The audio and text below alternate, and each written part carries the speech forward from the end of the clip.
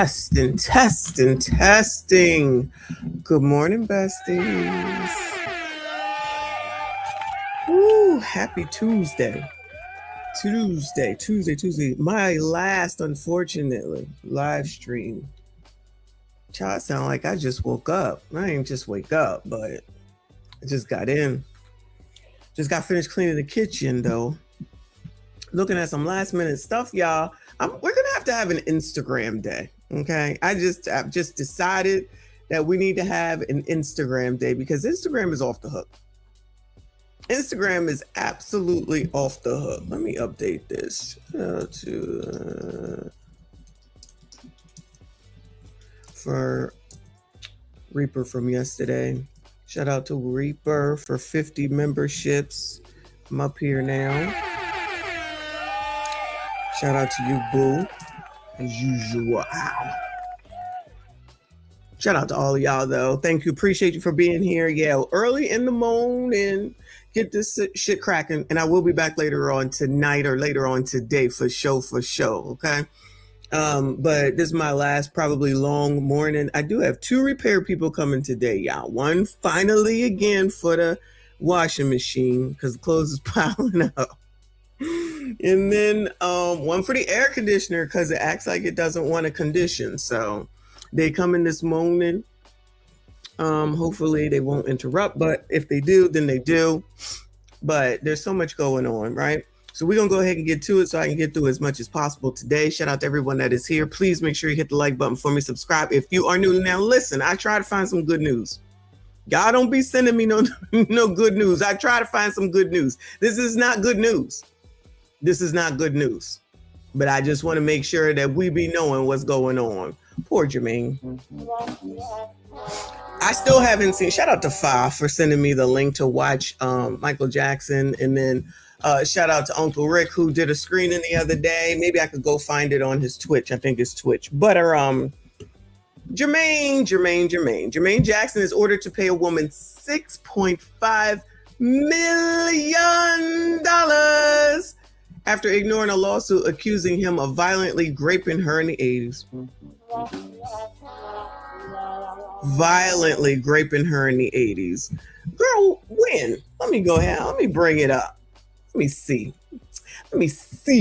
Did I miss it? Did 50 Cent become best friends? Is that it? I don't know. I'll peruse through as we go through, girl. Thank you, boo. It says, shout out to the neighborhood talk. Neighbors, Jermaine Jackson is being hit where it hurts. According to reports, the singer has been ordered to pay a woman more than $6.5 million after reportedly never responding to a lawsuit accusing him of rape. Well, maybe that's the problem, Jermaine. You got to respond to the damn lawsuit, nigga. Okay?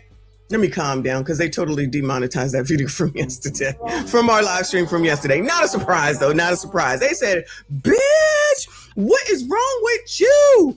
I was like, my bad, YouTube. I will do better. Okay. Lord, help me. Help me, Lord, help me. All right. Truth is, I'm tired. Like literally and figuratively. So anyway, the woman, Rita Butler Barrett filed the lawsuit back in December 2023 under California's SA and Cover-Up Accountability Act. What the fuck is that? In the suit, Rita claimed Jermaine unexpectedly showed up at her Encino, California home in the spring of 1988. Good fucking bye. Exactly, Lawrence. What the hell? So he showed up spring of 88 and violently raped her. She alleged the assault lasted several minutes before he stopped and left her residence, leaving her traumatized. Jermaine reportedly knew Rita because her husband had connection to Motown founder Berry Gordy, who launched Jermaine's career and was also the father of Jermaine's wife at the time. The judgment includes damages, court costs, and medical expenses Rita says she suffered as a result of the alleged assault. From 88 to 23? From 88 to 20. Jermaine reportedly never responded to the lawsuit and has not publicly addressed the allegations leading to the default judgment. Well, that's his dumbass fault. I gotta be honest, that's his dumbass fault. Cause child, how you not gonna respond to this shit? So now you gotta pay 6.5. So any money that you was allegedly making from the movie gotta go to her. Let me see what this damn thing is. Hold on a second. This is probably the same thing as what happened in New York. What is it called? California's SAAB and Cover Up Accountability Act.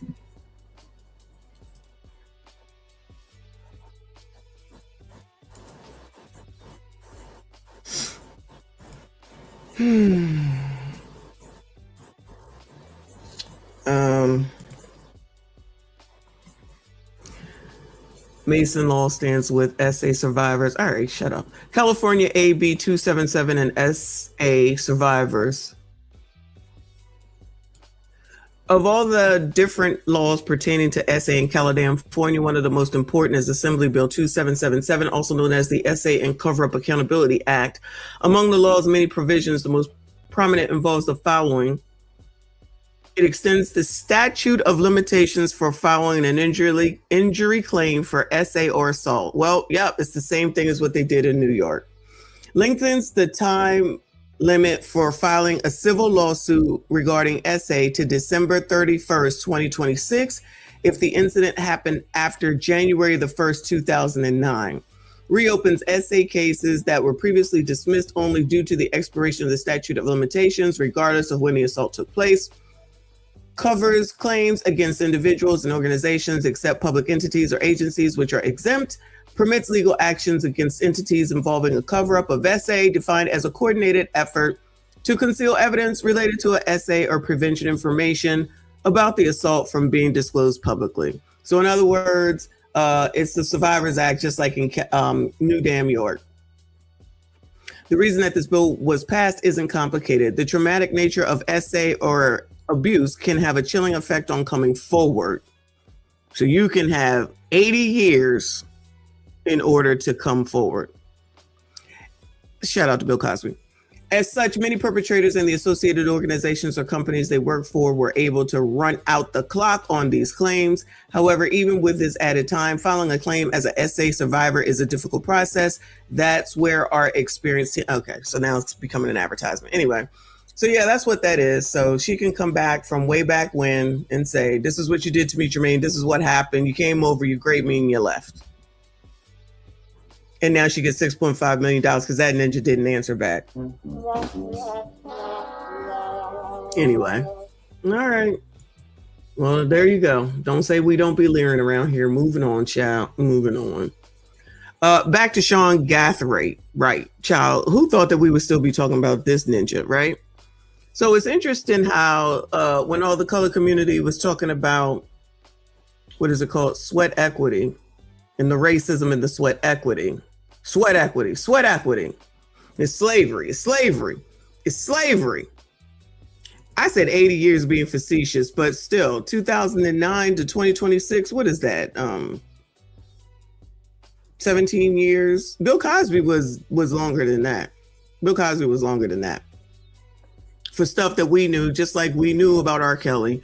You know what I mean? So no outrage then, outrage now. The same colored people that's outraged now knew what was going on then. But again, also, not talking about Jermaine Jackson, talking about Bill Cosby. I ain't saying this right. All I'm saying is, one, it was a different time. And two, I can't have empathy and sympathy for people that go back. That's just me. The other people think what they want. Anyway. So in case y'all didn't know, so Gaithright, we do know, is one of the four that was convicted for Julio Fulio. And they was begging and begging and begging for life because they didn't want to get the death penalty. Then they get the life sentence, particularly him that they was looking for, and it's white supremacy, discrimination, and racism. Okay. So now, if you didn't know, he came out here with a plea to help his ass. There we go. Let's hear it. So he came out here with a GoFundMe And then all of a sudden, the colors didn't want to have nothing to do with him. It was just like, ninja, serve your time. We don't care. Oh, so what? I be confused, color community. Y'all was all down for whatever before. Then all of a sudden, he started asking for money. And I was like, oh, my name is Bennett and I ain't in it.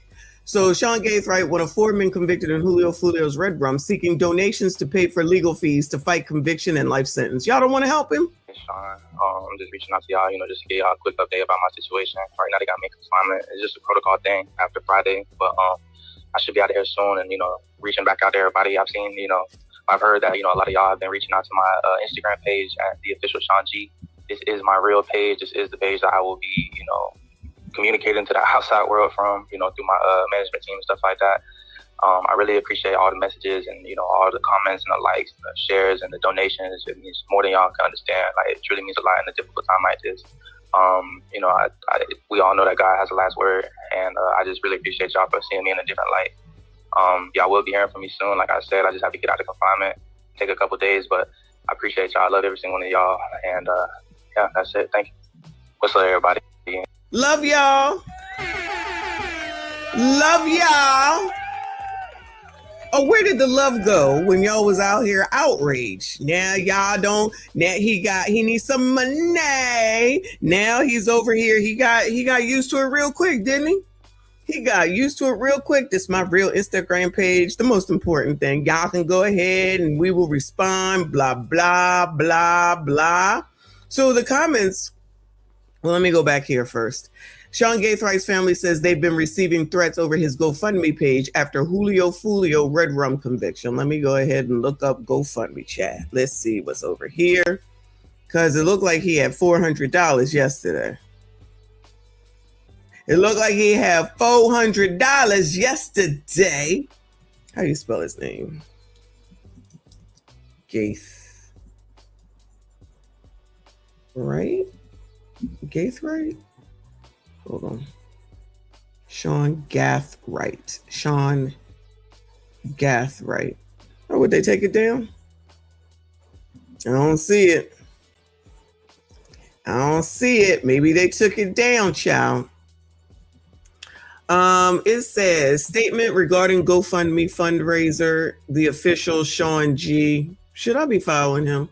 We want to address the recent reports being made against Sean's GoFundMe. While we completely understand that not everyone will choose to support Sean, going as far as reporting the fundraiser, they got the shit taken down then.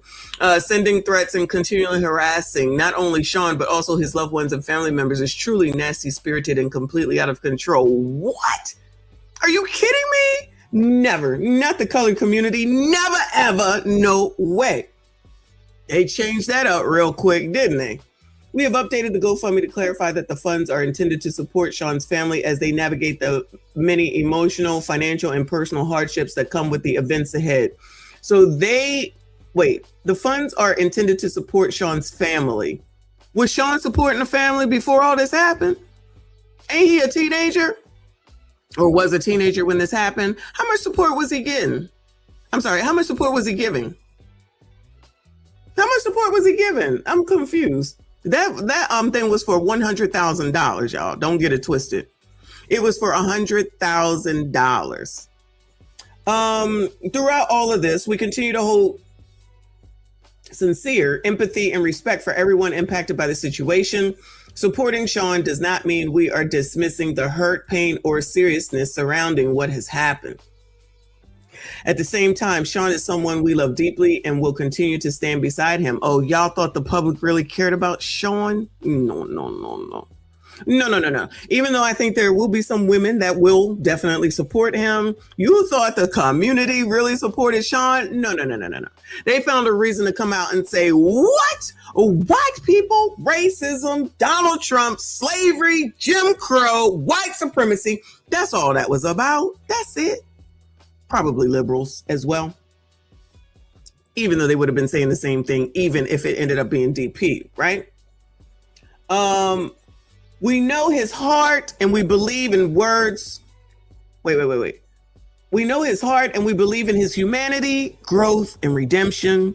We are grateful beyond words for every person who has donated, shared kind words, prayed for us, or continued to support Sean during this difficult time. From the bottom of our hearts, thank you. And with or without donations, we are still willing to sell everything down to the clothes off of our bodies to fight for Sean. What they fighting for? Somebody tell me what they fighting for, chat. To those who support Sean, thank you for continuing to stand with him and his family. To those who do not support him, we respectfully ask that you simply block, disengage, and move forward toward causes and people you do support rather than spreading hate, threats, and negativity. I tell you, sometimes people don't even know when they be people playing in their face. Remember all the empathy and sympathy for Sean when he was sitting there at the table and he was crying, he was heartbroken, and they were asking him those questions. And they were like, leave him alone. You shouldn't talk to him that way. Y'all might not know, but I've been looking at it on these blogs. When they were questioning him, I have remorse. I have remorse. And they were like, well, did you have remorse when you planned this? Did you have remorse when you used that weapon? Did you have remorse when you were looking this up? Well, I just want to talk about I have remorse and I feel bad. And everybody was in the comments, not everybody, but most people in the comments, leave him alone. This is not fair. This is what white people do. Oh my God, it's not fair. This is what a black man gotta go through. What a black man gotta go through. Then he gets what it is that he was asking for. You will get life in prison. But then they heard that man said, that warden, that white former warden, but the warden said, we need that sweat equity. He can work for all these years. Oh my God, racism, slavery, white supremacy, Jim Crow 2.0, blah, blah, blah, blah. This is not right. Well, wait a minute, y'all. The opposite would be that he would be taken on up out of here. I'm confused. So y'all want him to be deceased? What is the problem? I'd be so confused. Oh yeah, a white person, specifically a white man, specifically a white warden, said your ass gonna work. So y'all just want him to sit around and lay around or do what he want while he do his Instagram page. Because he already talking about, make sure y'all follow me on Instagram. All right. The important shit, right? Now, Sean came out here and said, I need some money. Give us some money. Send me some money. Now the support is gone. Now y'all ain't got shit to say. Now it's a problem. That was from one day to the next day, to the next day, to the next day. All these damn changes, child. These comments say they act like he was wrongfully convicted. Who? Oh, so now y'all want to talk about the family? The family you was just supporting 3 days ago? The family where you were talking about the sweat equity? The family where you said, that's enough. That's enough. The family where you said that this is racism? Child, shouldn't Sean have thought about the results of the actions he took that put his family in this situation? What? The nerve of his family for not holding him accountable for his actions. What? That's the reason he's in this situation now. Y'all was talking about he's from a good family. He's from a good family. He was just caught up. These are some of the comments I saw. He was just caught up because I know how y'all gonna act. Not y'all, you know what I'm saying. I know how they gonna act and what they gonna say. He was just caught up. He's from a good family. This was just a mistake. This is not right. Yeah, we see that he did all this, but still. My, how things change so quickly. This is so disrespectful, like the effing nerve. He literally beat death row. He should be humble and keep it pushing. What? Y'all acted like that's what you wanted him to get. This is what I'm saying. These people are crazy. Crazy, I tell you. Stay up in this, led by these fucking blogs, child. I mean, you can't be mad at his family for doing what a family should be doing. Well, you know what? I agree. But child, you gonna put up a GoFundMe and say the loss from Sean's income? How much money? Why y'all need $100,000? What are y'all fighting? So you want the rest of the public to pay his fees because he fucked up and did some dumbass shit. So the rest of the world should be paying his shit. Well, all the supporters should be going ahead and giving him the money. Because then remember, they compared this to Chud and all the races that supported him, and they was mad about that. Child, if the color community can't be led, then nobody can. If the color community can't be led, no one can. There you go. There it is. Okay. This is as of whatever day this was, 414. They was looking for $100,000. I just want to know how much money Sean was making that they're looking for $100,000. So shout out to his family. Listen, I don't know if they were supportive. I don't know if they raised them right. I don't know nothing. Okay. But this is what I mean when I say you need to raise your fucking kids so that they know you do not bring shame to the family name. Because I am not going to be losing out on my livelihood because you want to act like an asshole. That daggone, whatever it is that he owes can be there forever. Shout out to Tadisha for the jewels. I appreciate you, boo. You did that shit. Don't look for no money from me. Shit. Oh, and they got you on video. And you was doing this over some days from what I understand. So it's not even where one thought, which is what that prosecutor or whoever was asking him. So at that first day, you didn't think to stop. That next day, you didn't think to stop. That next day, oh, did you have remorse? That's what he was saying. Did you have remorse? Did you have remorse? And Sean didn't want to answer the question. I only want to talk about today. He was all sincere. Now he over there in jail talking about, child, this is my Instagram page and y'all can send me money. He adjusted real quick, child. He adjusted real quick. Cover legal fees, advocacy, and vital family support expenses. Anybody want to give Sean? Oh yeah, it's going. Maybe it's on Give Send Go now. All right, so yeah, that's what's going on. Without the possibility of parole or death. All of them, life in prison, life in prison, life in prison, which is what they was what? Parole. Over here. Oh.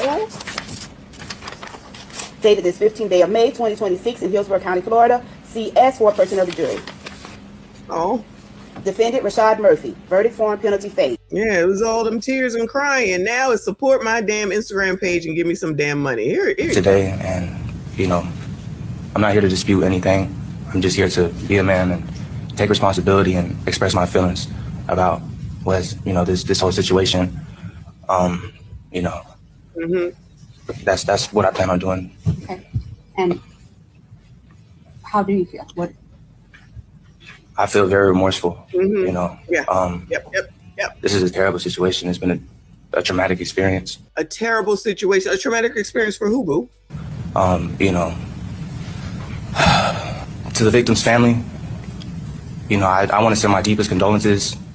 And I understand that it's hard losing a child. I understand that it's hard losing a child. Best friend, a brother, a cousin. And that's I just want to, for that, I just cannot say sorry enough. Y'all wanted his life spared. His life has been spared. There you go. Congratulations, child.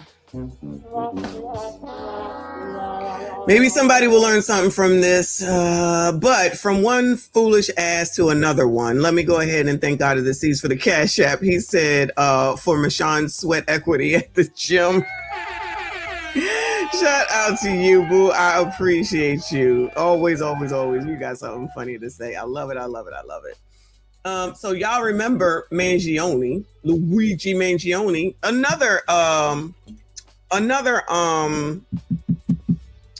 he took out the head of some insurance company, if y'all remember, in New York. So he basically kind of did the same thing.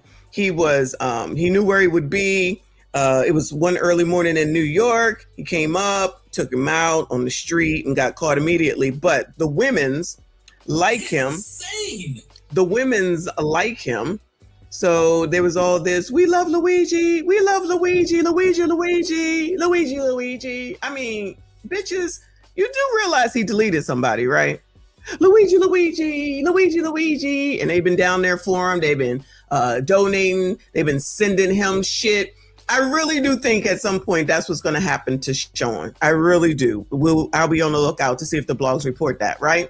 Because he's a good-looking kid. And that's the reason why they're doing it with Luigi, because he's a good-looking young man, right?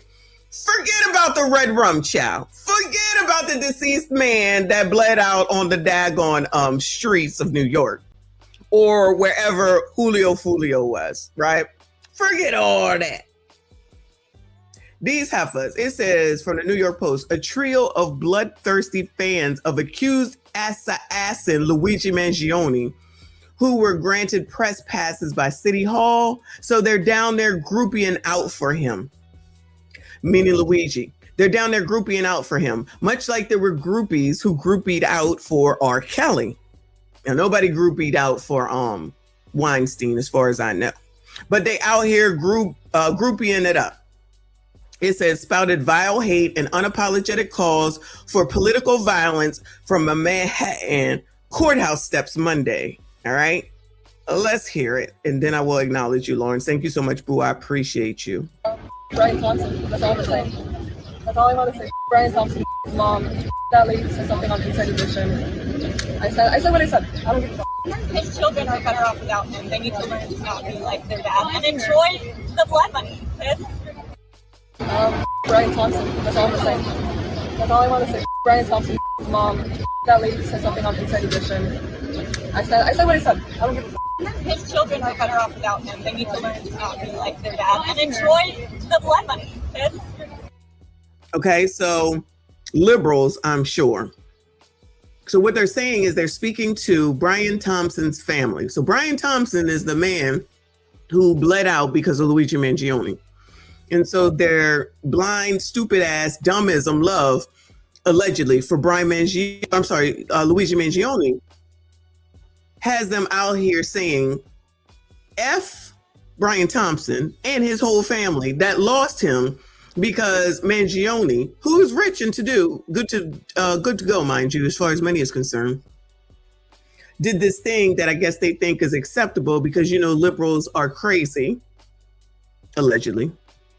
And now they're saying F Brian Thompson's mom, F Brian Thompson's kids, while they down here Google-eyed over this damn man. Brian Thompson. So it reads, sick Luigi Mangione fangirls say Red Rum CEO Brian Thompson's children are better off without him. F Brian Thompson's mom and F Brian Thompson.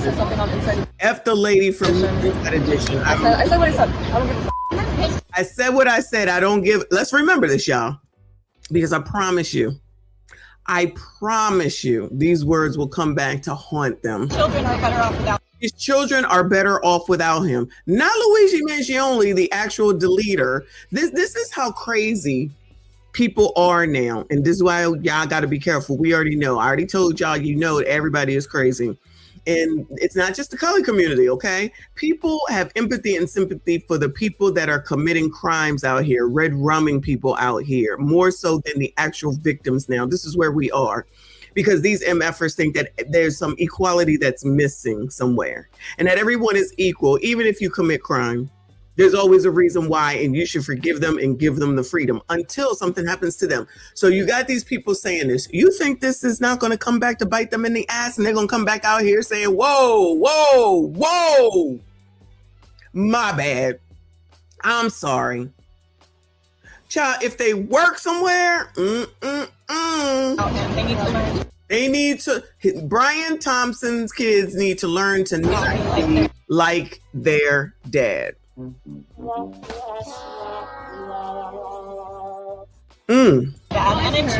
enjoy the blood money. And enjoy the blood money. The blood money. This is what she's saying to Brian Thompson's children, who I don't know, child. These people could be under the age of 15. It don't matter what their age is, though. This is what crazy liberal people do and say, but they say that they're so kind and they're so sweet and they believe that everyone should be equal. No, these people are out of their mind, okay? All of them. Brian Thompson. F Brian Thompson, that's all I'm gonna say. That's all I want to say. That's all I want to say. Brian Thompson. F Brian Thompson, F his mom, the victim, mind you. Mom, that lady said something. F that lady who said something on Inside Edition. I don't know who that is. I said what I said. Let's remember this when she comes back later after the backlash from this, when she gets fired. Because I promise you, this will come back to bite them in the ass. I promise you. I just hope that I see it, because this is not worth me following. But there's a lot of crazy people out there, y'all. and too many people that are now empathizing and sympathizing based off of their political views or whatever with people who are actual criminals. And then God forbid something happens to them. And there's a vigilante I would consider Luigi Mangione a vigilante. And God forbid it touches their family. And then they'll want everyone to come up behind them and support them and give them money to their Give Send Go or their GoFundMe. Like everybody's just supposed to ignore what the hell it is that actually happened here. So F these biatches. Let me also say, but white people do it too. But white people do it too. I was going to leave this till tomorrow, but I'm like, nope. It goes right along with the Sean Gaithright, right? Somebody in the comments said, I wonder what political party they're associated with. Somebody said this is actually crazy to say out loud. Exactly. I bet that smoke smile would be wiped off their face if it were their family member. So easy when it's not personally affecting you. Exactly. Anyway, so yeah, that's what's happening there. Shout out to Lawrence.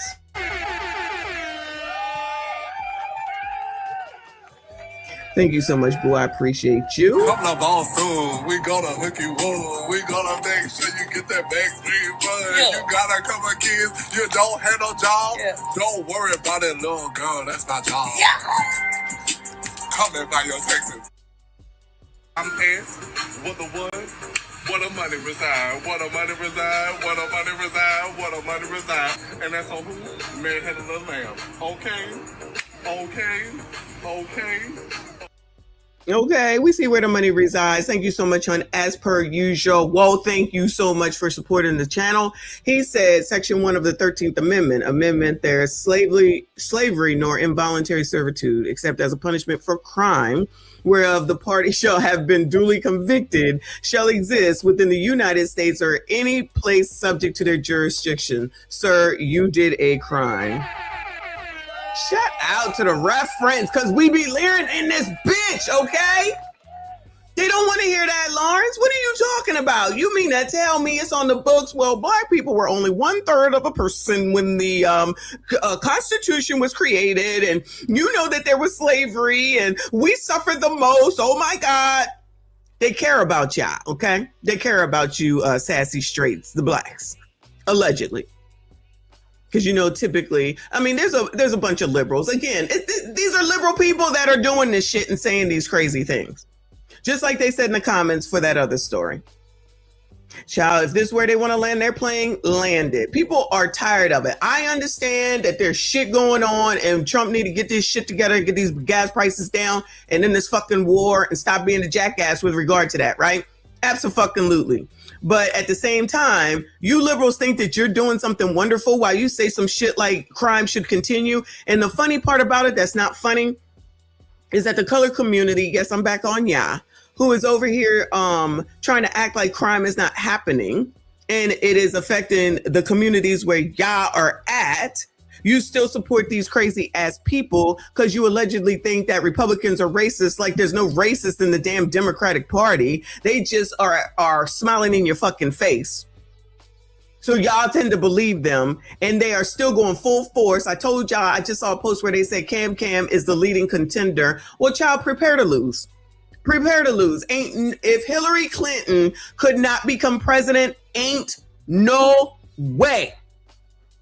Ain't no way that Cam will become president. Y'all wasting your time. But child, that just ushers in JD Vance. And y'all do it to yourselves because you swear you know so much and you will not listen. But float on. She'll probably choose Gavin Newsom to be the vice president if he will accept it, because I don't know if he's the type of person that would accept being second in charge, not only to a woman, but to a BIPOC woman. We'll call her BIPOC, okay? Because that bitch ain't black. I don't care what they say. But anyway, let me move on to some updates on the shootings. This is, I haven't listened to these because I wanted to wait with y'all. I wanted to wait with y'all to hear what the good mama has to say. It says, mother of Austin shooting spree suspect speaks out after arrest.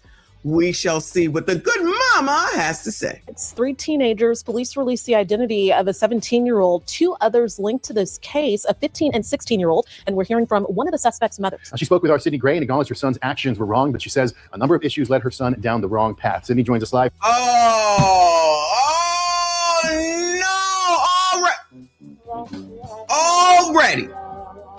Already. Oh, it ain't my fault. Did I do that? It ain't my fault. Did I do that? Shout out to Aluwa. Thank you, boo, for the jewels. Thank you so much. Y'all, these things are so cute when they pop up. I appreciate y'all. Oh, it ain't my fault. Again, nobody accepts accountability. Nobody wants to take accountability. Everybody is wrong. There's a reason for it. Oh my God. So a whole town is traumatized. People taking on up out of here because of troubles in your spawn's life. Now it's not his fault. Not I bet the program failed. Child, all we need is another program. Child, all we need is another program, Chad. What else did you learn, Sydney? Come on, Sid. Hey, good evening to you, Dan and Jennifer. So I'm here at the Gardner-Betts Juvenile Justice Center, and the suspect's mother, we spoke this afternoon, and she told me that he did make a court appearance this afternoon. When they called me, I honestly thought. But what? People do it too. But in this case, we probably knew it was because it's typically them that do it. And you're going to have the nerve and the audacity to show your face. Mother of 15-year-old, where that dirty at? Y'all get the same smoke. Where that dirty at? Child, this should be White People Wednesday, okay? Where his dirty at? Ma'am. Now, when Angie here gets people on her bumper, as Tariq Nasheed says, child, we don't want to hear it. Sometimes y'all should just, what is it called? Exercise your right to remain silent. You know, I thought he wasn't with us anymore. It's been an agonizing 24 hours. Oh, you thought he wasn't with us anymore? Meaning you? What you thought he was taking on up out of here, girl? Is that what you're saying? For several families and communities across South Austin. Angie Tillman identified her 15-year-old son as one of the suspects involved in the crime spree. Now, wait a minute. So I guess he hasn't been charged yet. Because, like, why are y'all blurring him out? Show his ass. They done took people on out of here, traumatized the whole damn city. Honestly, a whole country, because we got to be watching this shit. Now, all of a sudden, you don't want to be showing no damn body. Chap, show him. Show him. Let's go. We want to see. Because white people do it too. That occurred in South Austin over the weekend. He's detained, which actually made me feel better. Tillman says her son has struggled with substance abuse and suicidal ideation. Oh, the infamous substance abuse, of course. The infamous substance abuse for what? Because his daddy ain't there. What's the reason? He suffered. The rest of us got to suffer because he's suffering. So the rest of us got to suffer. And the people in Austin, shout out to the town of Austin. Suspects involved in the crime spree that occurred in South Austin over the weekend. He's detained, which actually made me feel better. Tillman says her son has struggled with substance abuse and suicidal ideation, but quickly acknowledged poor choices he's made leading up to his arrest. Poor choices that he has made leading up to his arrest. He's fifth damn team. What is it that you did, ma'am? Ma'am, what is it that you did or did not do? And where that dirty at, child? Where that dirty at? So self-deletion is what was going through his head. Well, why didn't he just do it on his own, child? I am a firm supporter. And if you want to be gone, take your ass on up out of here. Leave everybody else alone, child. Because if they didn't ask to go, leave them be. You want to go? Carry your ass. We might need more Jack Kevorkians, child. We might need more Jack Kevorkians. Child, you can go over there to him.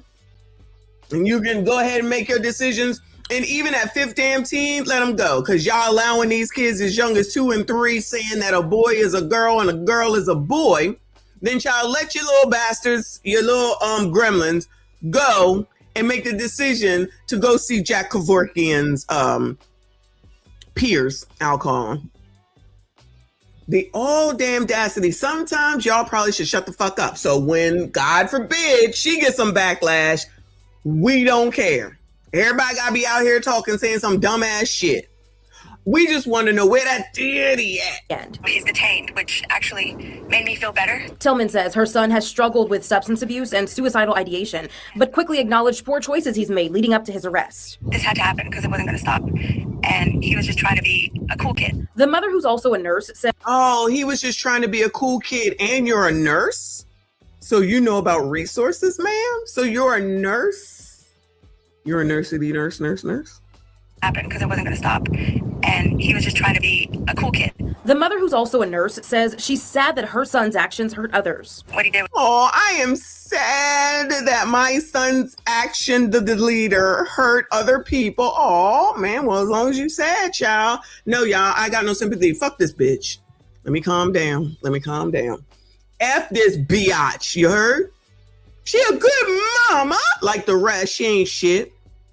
And where his father at? How come the daddies don't be coming out here? Where they at? A cool kid. The mother, who's also a nurse, says she's sad that her son's actions hurt others. What he did was wrong, and I'm aware, people were hurt, and I feel that was wrong. Tillman also says she feels her son needs to be punished for his actions. She's encouraging others to keep their kids busy to avoid getting into the wrong crowd. Oh, she's encouraging, so she's giving motherly advice now. So she's giving motherly advice that she didn't take herself. You knew your son had a substance abuse problem. Why is that? Give us the details. Don't come out here and just give us what you want us to know. We've got questions. Why is he using substance abuse? Where the fuck were you? And if he had self-deletion thoughts, why didn't you do something about it? You're a damn nurse.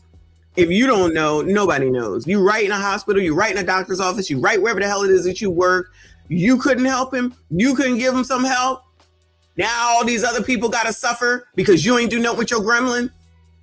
Keep them mentally and physically busy all the time. Because if they're not busy, they're going to go out and find something to do. And it's usually not a very good thing. Girl, shut the fuck up. Tillman also acknowledged social media backlash towards parents, as all three suspects are juveniles. Their children are always going to make their own decisions. And sometimes it's not the parents. Sometimes it's just the crowd they hang out with. Oh, it's not the parent.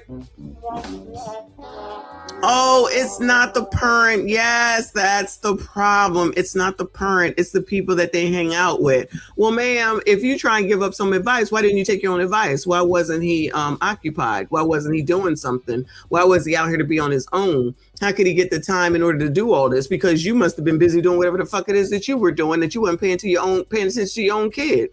Now all of a sudden you know all the issues that he had, but you ain't do nothing about it, or else we wouldn't be talking about this shit right now. Now you want to give out some damn advice. If these people don't go straight to hell. Social media backlash towards parents, as all three suspects are juveniles. Their children are always going to make their own decisions. And sometimes Generation X, shout out to Generation X. When we were younger, did any of your friends go out here and commit mass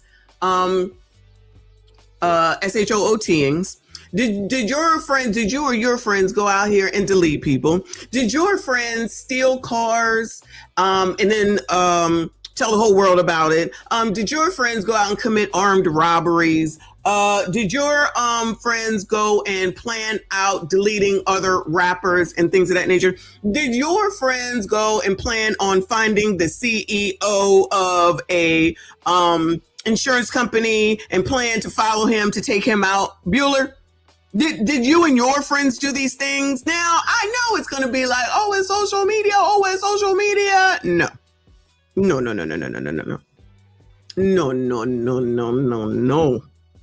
It is, you need to have a fucking family and you need to be fucking involved. And if you bitches weren't so damn selfish and you didn't think, oh, I could do it all on my own, I could do it all by myself, y'all are fucking failing right in front of your own fucking face, but y'all want to blame social media.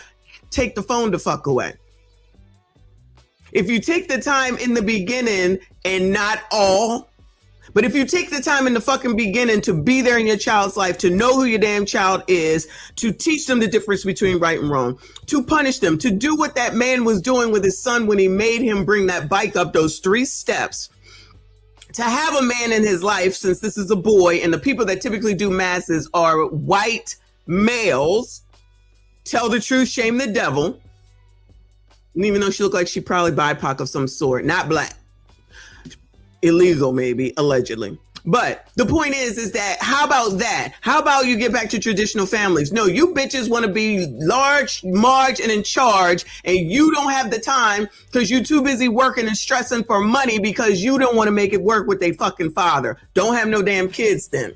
Because now they got to live amongst us, and then you want sympathy? Then you want to give out some fucking parental advice? You are the last person that should be giving out no damn advice. At 15, this nigga didn't even get the opportunity to get a driver's license. He didn't even make it to get a driver's license. And you want to give out some damn parental advice? Blame social media. This will be another bitch that will probably try to sit up here and say that, oh, it's Zuckerberg's fault. It's YouTube's fault. It's TikTok's fault. It's everybody else's fault but yours. Then y'all dummies over here talking about Mother's Day. Imagine if you had a whole relationship and you put your energy into said such relationship and family and commitment. Imagine what your life would be. No, y'all want to be the fuck out here on TikTok running off at the mouth about shit you clearly don't know nothing about. Failing, showing your failures in your own damn life, and you're failing your kids. Because even though she looks like she older, she probably one of these people that's going to sit up here and say, you don't watch your grandkids. Fuck those kids. Okay? You do it. Get fucking married or get the fucking father involved. I don't care how much you hate him. I don't care how much that kid look like his father. I don't care. You fuck for that kid. You take care of him. I fuck for my kids. I took care of them. Please. These people... It's not the parents. Sometimes it's just the crowd they hang out with. Any of the crowds that this 15-year-old hung out with should be outraged. They should be outraged.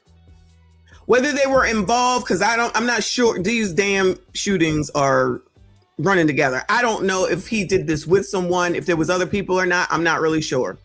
However, anybody that hung out with this kid and wasn't involved, they're basically blaming you. She's basically blaming you. You don't know who he hangs out with. You know how he's 15. He don't get to make the choices on who the fuck he hangs out with if you're really parenting. He does not get to make those decisions. You were busy doing whatever the fuck you were doing.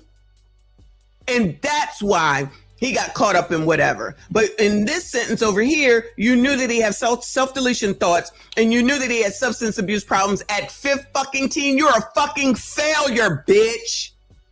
You are a failure. This is on you. He's 15, and the shit didn't start at 15, y'all. If she's saying this about him, that means it's been before he was 15. And while I'm not saying that I have any sympathy for him, I'm saying that she knew she's a nurse and she ain't do shit. Oh, you don't know what she has? She should have had a fucking husband, his father in his life, and she should have got help from him. Plus, she knows resources because she's a nurse. But allegedly, she couldn't be bothered because it was more important doing what she had to do. And you know, dad's on wealth, there's any other kids, meaning she has any other kids. I got all these kids. I can't keep up with it all. The fucking single motherism, bitches, does not work. It doesn't work. But y'all swear you fucking know. You swear you got all the answers. And then the nerve and the audacity to sit up here talking about giving out parent fucking advice after your kid does this shit, bitch. If you don't go to fuck the hell. Well, that mom also told me her son is still being held at this time. He's got another scheduled court appearance set for May 27th. Now, as for that 17-year-old suspect, we know that he faces multiple charges, including aggravated assault with a deadly weapon, all right, it's two of them. Unauthorized use of a motor vehicle, evading arrest, and theft of a firearm, among other charges. So this group knew how to steal, rob, shoot, delete, jack. But she's gonna stand on, child, moving on to this one, San Diego. Alleged suspect's mom alerted police after car weapons vanished before San Diego mosque shooting. Another good mama. It sounds like another good mama. I waited so we could hear this together, y'all. Hate has no home in San Diego. Clearly it does. Islamophobia has no home in San Diego. An attack on any San Diegan is an attack on all San Diegans, and we will not stand for it in America's finest city. That's the message from San Diego Mayor Todd Gloria tonight after police say 2 teenage gunmen opened fire at the Islamic Center of San Diego in Claremont, killing 3 men. Good evening, and thank you for joining us. I'm Carlo Cicchetto. This has been a fast-moving investigation since gunfire erupted outside the mosque just before 11:45 this morning. Here's what we know tonight. 3 men were killed, including a security guard who police believe may have prevented an even greater tragedy. Right now, we're working to confirm the... Shout out to the security guard and shout out to the oppressor.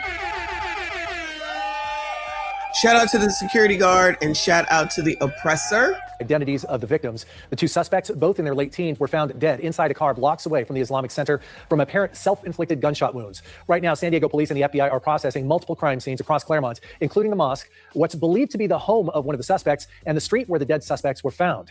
We have team coverage tonight as investigators work to piece together exactly what happened. News 8's Steffi Roche is live in Claremont with the timeline of how this attack unfolded. But we begin with Richard Allen, who has new details tonight about the suspects. Richard. Well, Carlo, that's right. We're just about a 2.5-mile drive from the Islamic Center of San Diego, where that horrific shooting took place earlier today. Now, this normally quiet street here in Claremont is now, as you can see, cordoned off with police tape. You can see a heavy police presence as work is underway to get a search warrant for the home where one of those teen suspects is believed to have lived with his family. Now, earlier today, Police Chief Scott Wall said that the mother of one of the alleged suspects contacted police frantically, telling them that her son had run away. Take a listen. Her son had run away. All right, run away from home. So again, they wanted to self-delete. Child, you should have. There's a lot of wanting to self-delete around here, yeah. She believed her son was suicidal, and she began to share information that several of her weapons were missing. Her vehicle was missing, in addition to her son. The alleged suspect's mother also told police that her son was with a companion and that they were both dressed in camo clothing. That began to trigger a... Oh, wait, hold on. Her vehicle was missing, in addition to her son. The alleged suspect's mother also told police that her son was with a companion and that they were both dressed in camo clothing. So you saw them leave on up out of there. Take your fucking vehicle, take your weapons. You ain't seen nothing until after the shit started. So in other words, another good mama, excuse me, that didn't know that there was some issues with your own fucking kid. And so the rest of the city of San Diego had to suffer. Exactly, Kofa. Did they run away or you watched them? You knew all this? Another one that's going to say, oh, it was the people he was hanging out with. Yeah, you. Yeah, you. This is not, listen, start charging parents. Start charging parents, of which you know in California that's not going to happen.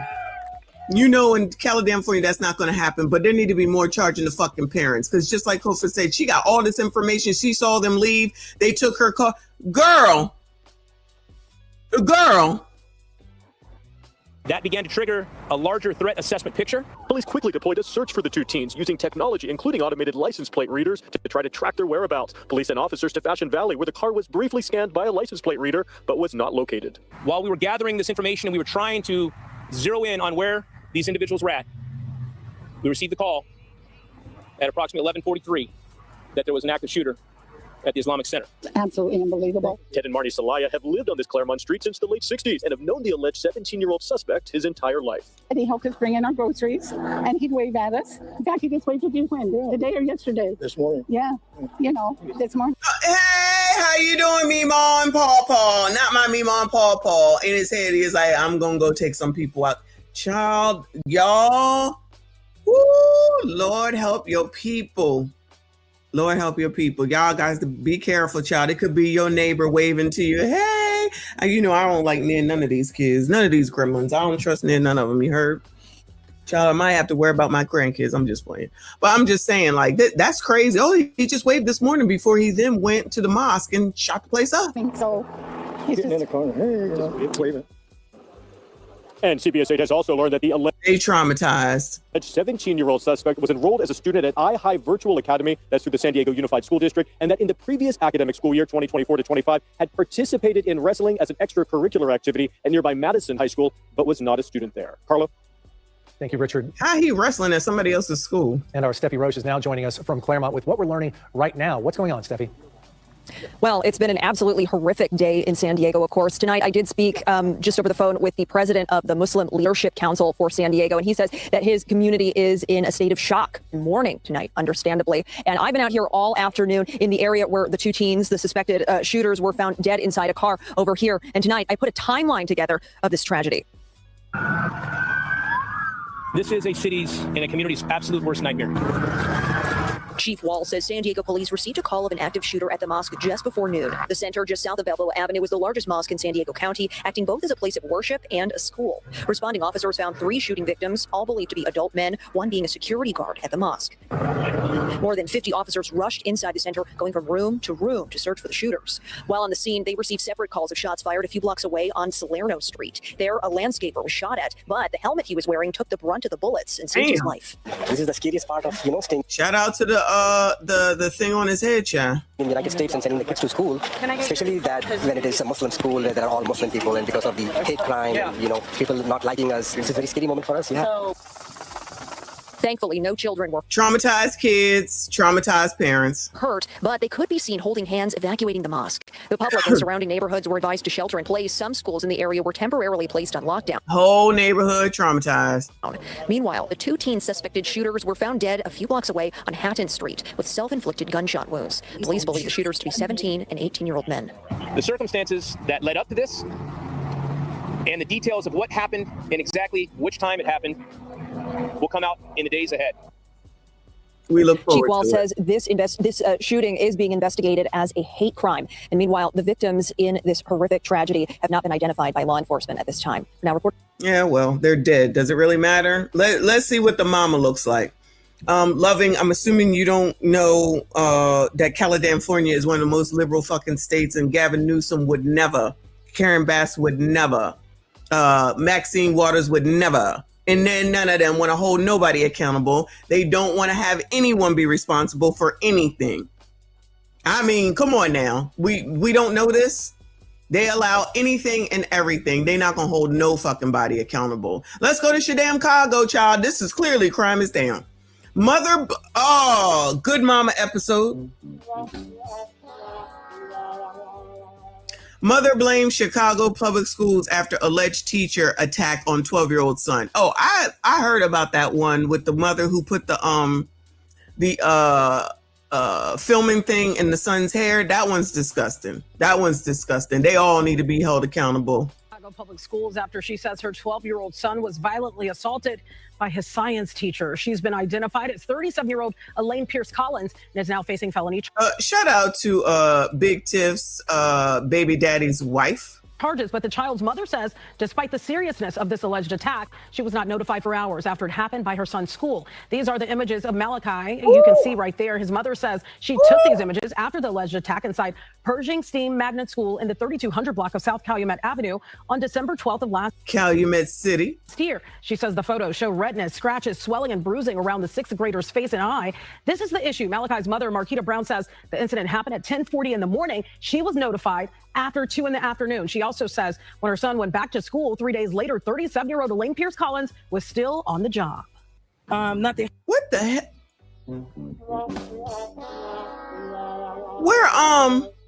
Where's wasn't it the alderman that was carrying on about the Walgreens?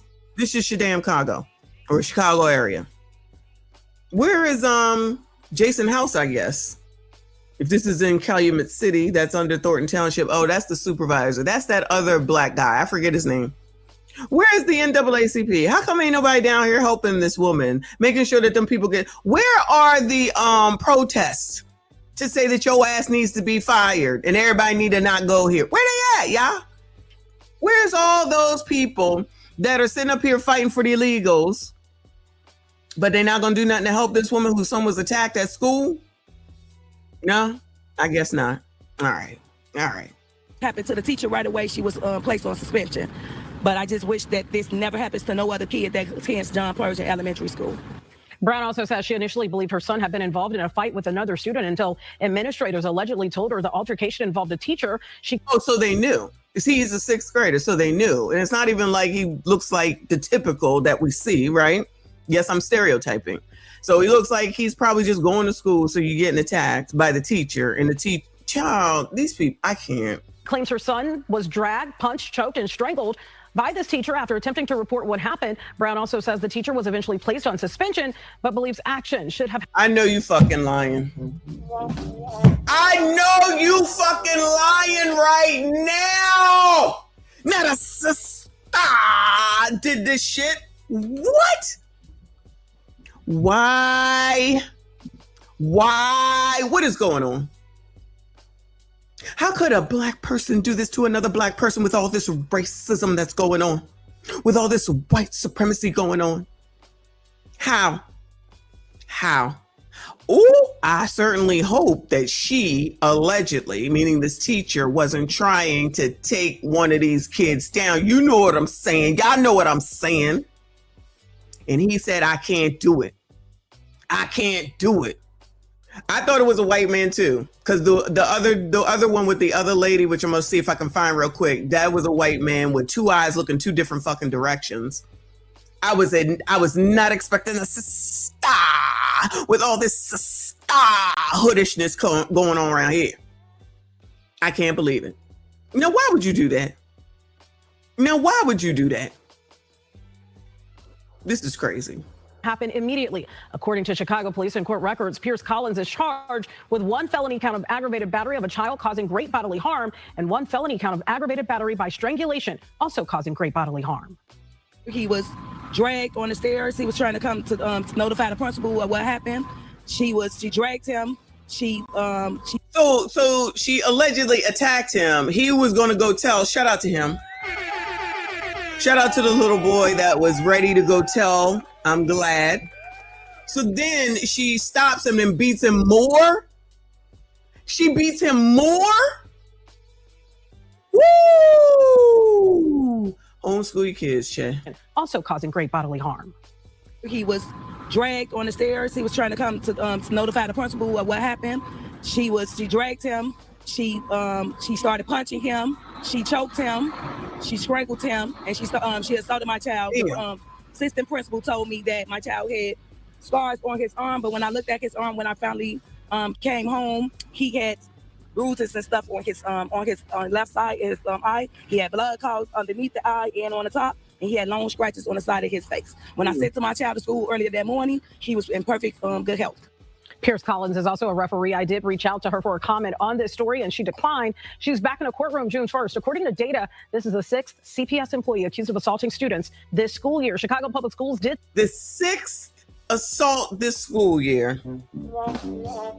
Shout out to Illidamnoy in the Chicago area. Say they are aware of the allegations, and there's an investigation that is taking place. Where's Brandon? Brandon, you got something to say? Brandon Johnson, child, you got something to say? Bueller, anything? Bueller. All this racism, that you love talking about racism from white people. What would you call this? What are you going to do? Who's in charge of the damn schools? It's usually a bunch of black people in Chicago. I'm going to be honest, yeah. From what we've seen thus far. I'm confused. Oh, for sure. She better own that school when this is open, if it's not public. This is ridiculous, damn list. I definitely wasn't expecting this to stop.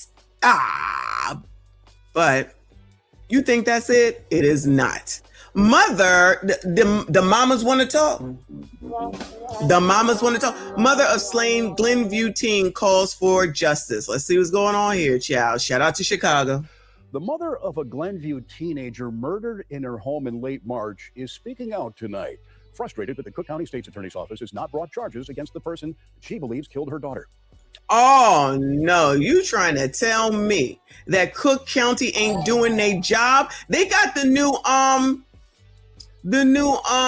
lady, child. What was her name? I forget her name. Remember we sat there and watched because the colored community did not want her. They wanted some black guy, and she went and she made it, and she was supposed to be doing crime because Kim Cook? Kim, what's her name? Had to go. She couldn't take it. Shout out to Fa for becoming a member. I see you. I appreciate you. Is it shout out to Kennard? He said Tony Preckwinkle. Yeah, that heifer. Thank you so much, Boo. I appreciate you. Shout out to all the channel members. Thank you so much. Shout out to Death the Reaper, who is not here right now because he's asleep, as he should be, for the 50 memberships from yesterday. Shout out to y'all. I see you. I appreciate you. Kim Fox, right? Kim Fox. Thank y'all so much. All right. What's going on? Frustrated that the Cook County State's Attorney's Office has not brought charges against the person that she believes killed her daughter. Why are you not behind bars? Where is the line of justice? What do we need? Christine Maga is the mother of 16-year-old Lily Bova, who was shot and killed on March 30th in the Glenview apartment she shared with her mother. Ooh, Lord, the child, this should have been White People Wednesday, y'all. Oh, no, the white people are upset now. Oh, no. Not behind bars. Where is the line of justice? What do we need? Oh, ma'am. Oh, ma'am. The line of justice. The line of justice. Christine Maga is the mother of 16-year-old Lily Bova, who was shot and killed on March 30th in the Glenview apartment she shared with her mother, sister, and brother. Bova was found shot in her bedroom. Oh, shared the apartment with her mother, sister, and brother, which is not important, but I'm just showing like, white people have it too. But white people have it too. Later died at Lutheran General Hospital. Her mother tells Fox Chicago that Cook County sheriffs have told her they have sufficient evidence to file charges against the suspect, but she says the state's attorney's office is asking for more time. She believes the circumstances surrounding her daughter's murder are more than enough to bring charges. This is someone that came into my home, was let in, and was in my daughter's bedroom while my other daughter was watching a movie in the other room. And who the fuck was it? Hold on. Who is it? Sound like you know who it is. Heard a loud bang, and he came out and he had the gun, and my daughter protected herself with a pillow, and he asked for a hug. I'm not sure what that was about. She told him just to get out. He called his mother on the phone to come pick him up, and he left. Now, we reached out to the Office of State's Attorney Eileen O'Neill Burke this afternoon. So far, we've not received a response. Yeah, that's her name, Eileen O'Neill Burke. Ma'am, who was it? Who? This sounds crazy. Hold on. And was in my daughter's bedroom while my other daughter was watching a movie to my home. Surrounding her daughter's murder are more than enough to bring charges.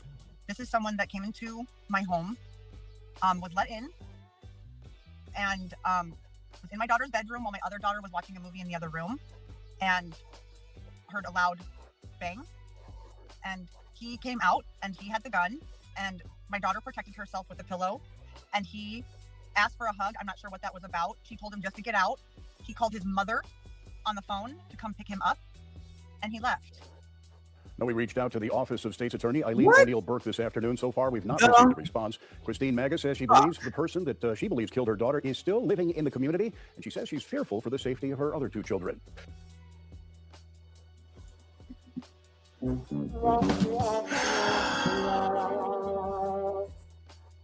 I'm speechless. I don't even know what to say. I don't even know what to say. I don't even know what to say. That's fucking ridiculous and crazy. What, bitch? What? Oh my God. Wow. All righty. Moving on, child. Moving on. Lord help your... What is going on? Let me go ahead and get to this damn... Oh, no. No, we got more. My bad. Graduation. Thornwood High School in Chicago. Thornwood High School graduation ceremony marred by brawl. Oh no. Weekend graduation turned into chaos in the south suburbs. One high school's special moment was disrupted when guests started fighting and police had to step in. Jermont Terry is live at Thornwood High School with a video you'll see only on CBS. Hey, News. Jermont.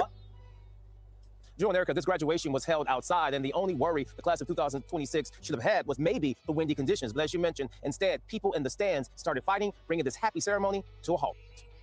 Please, parents, return to the stands.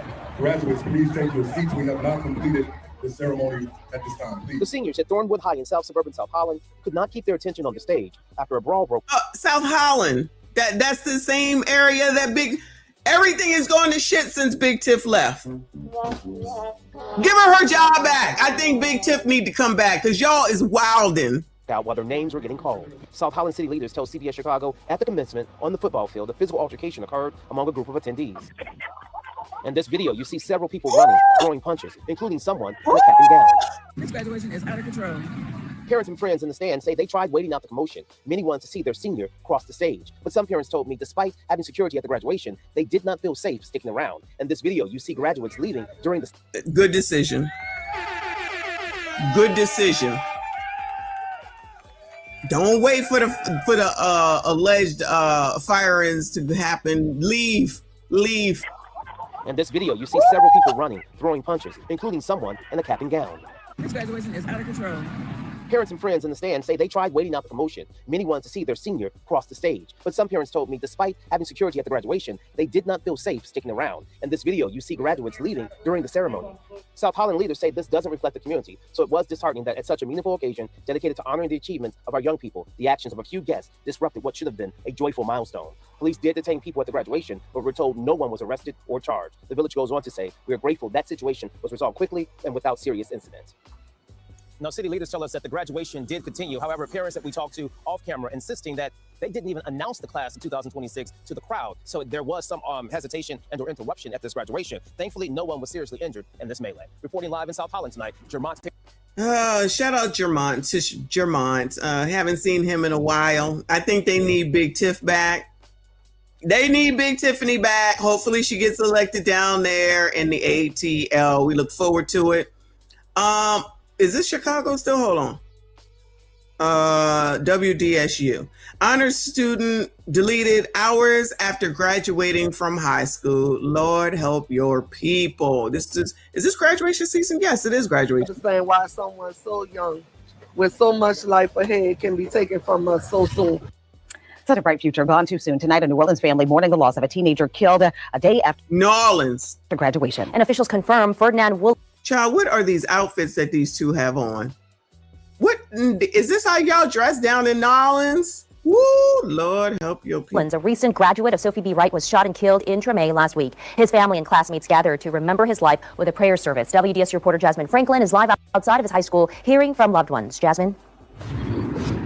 In Fella tonight, many of Ferdinand Woolen's family members were too emotional to speak on camera. This was supposed to be a time of celebration as he just graduated 1 week ago right here at Sophie B. Wright High School. Instead, his family is now planning his funeral.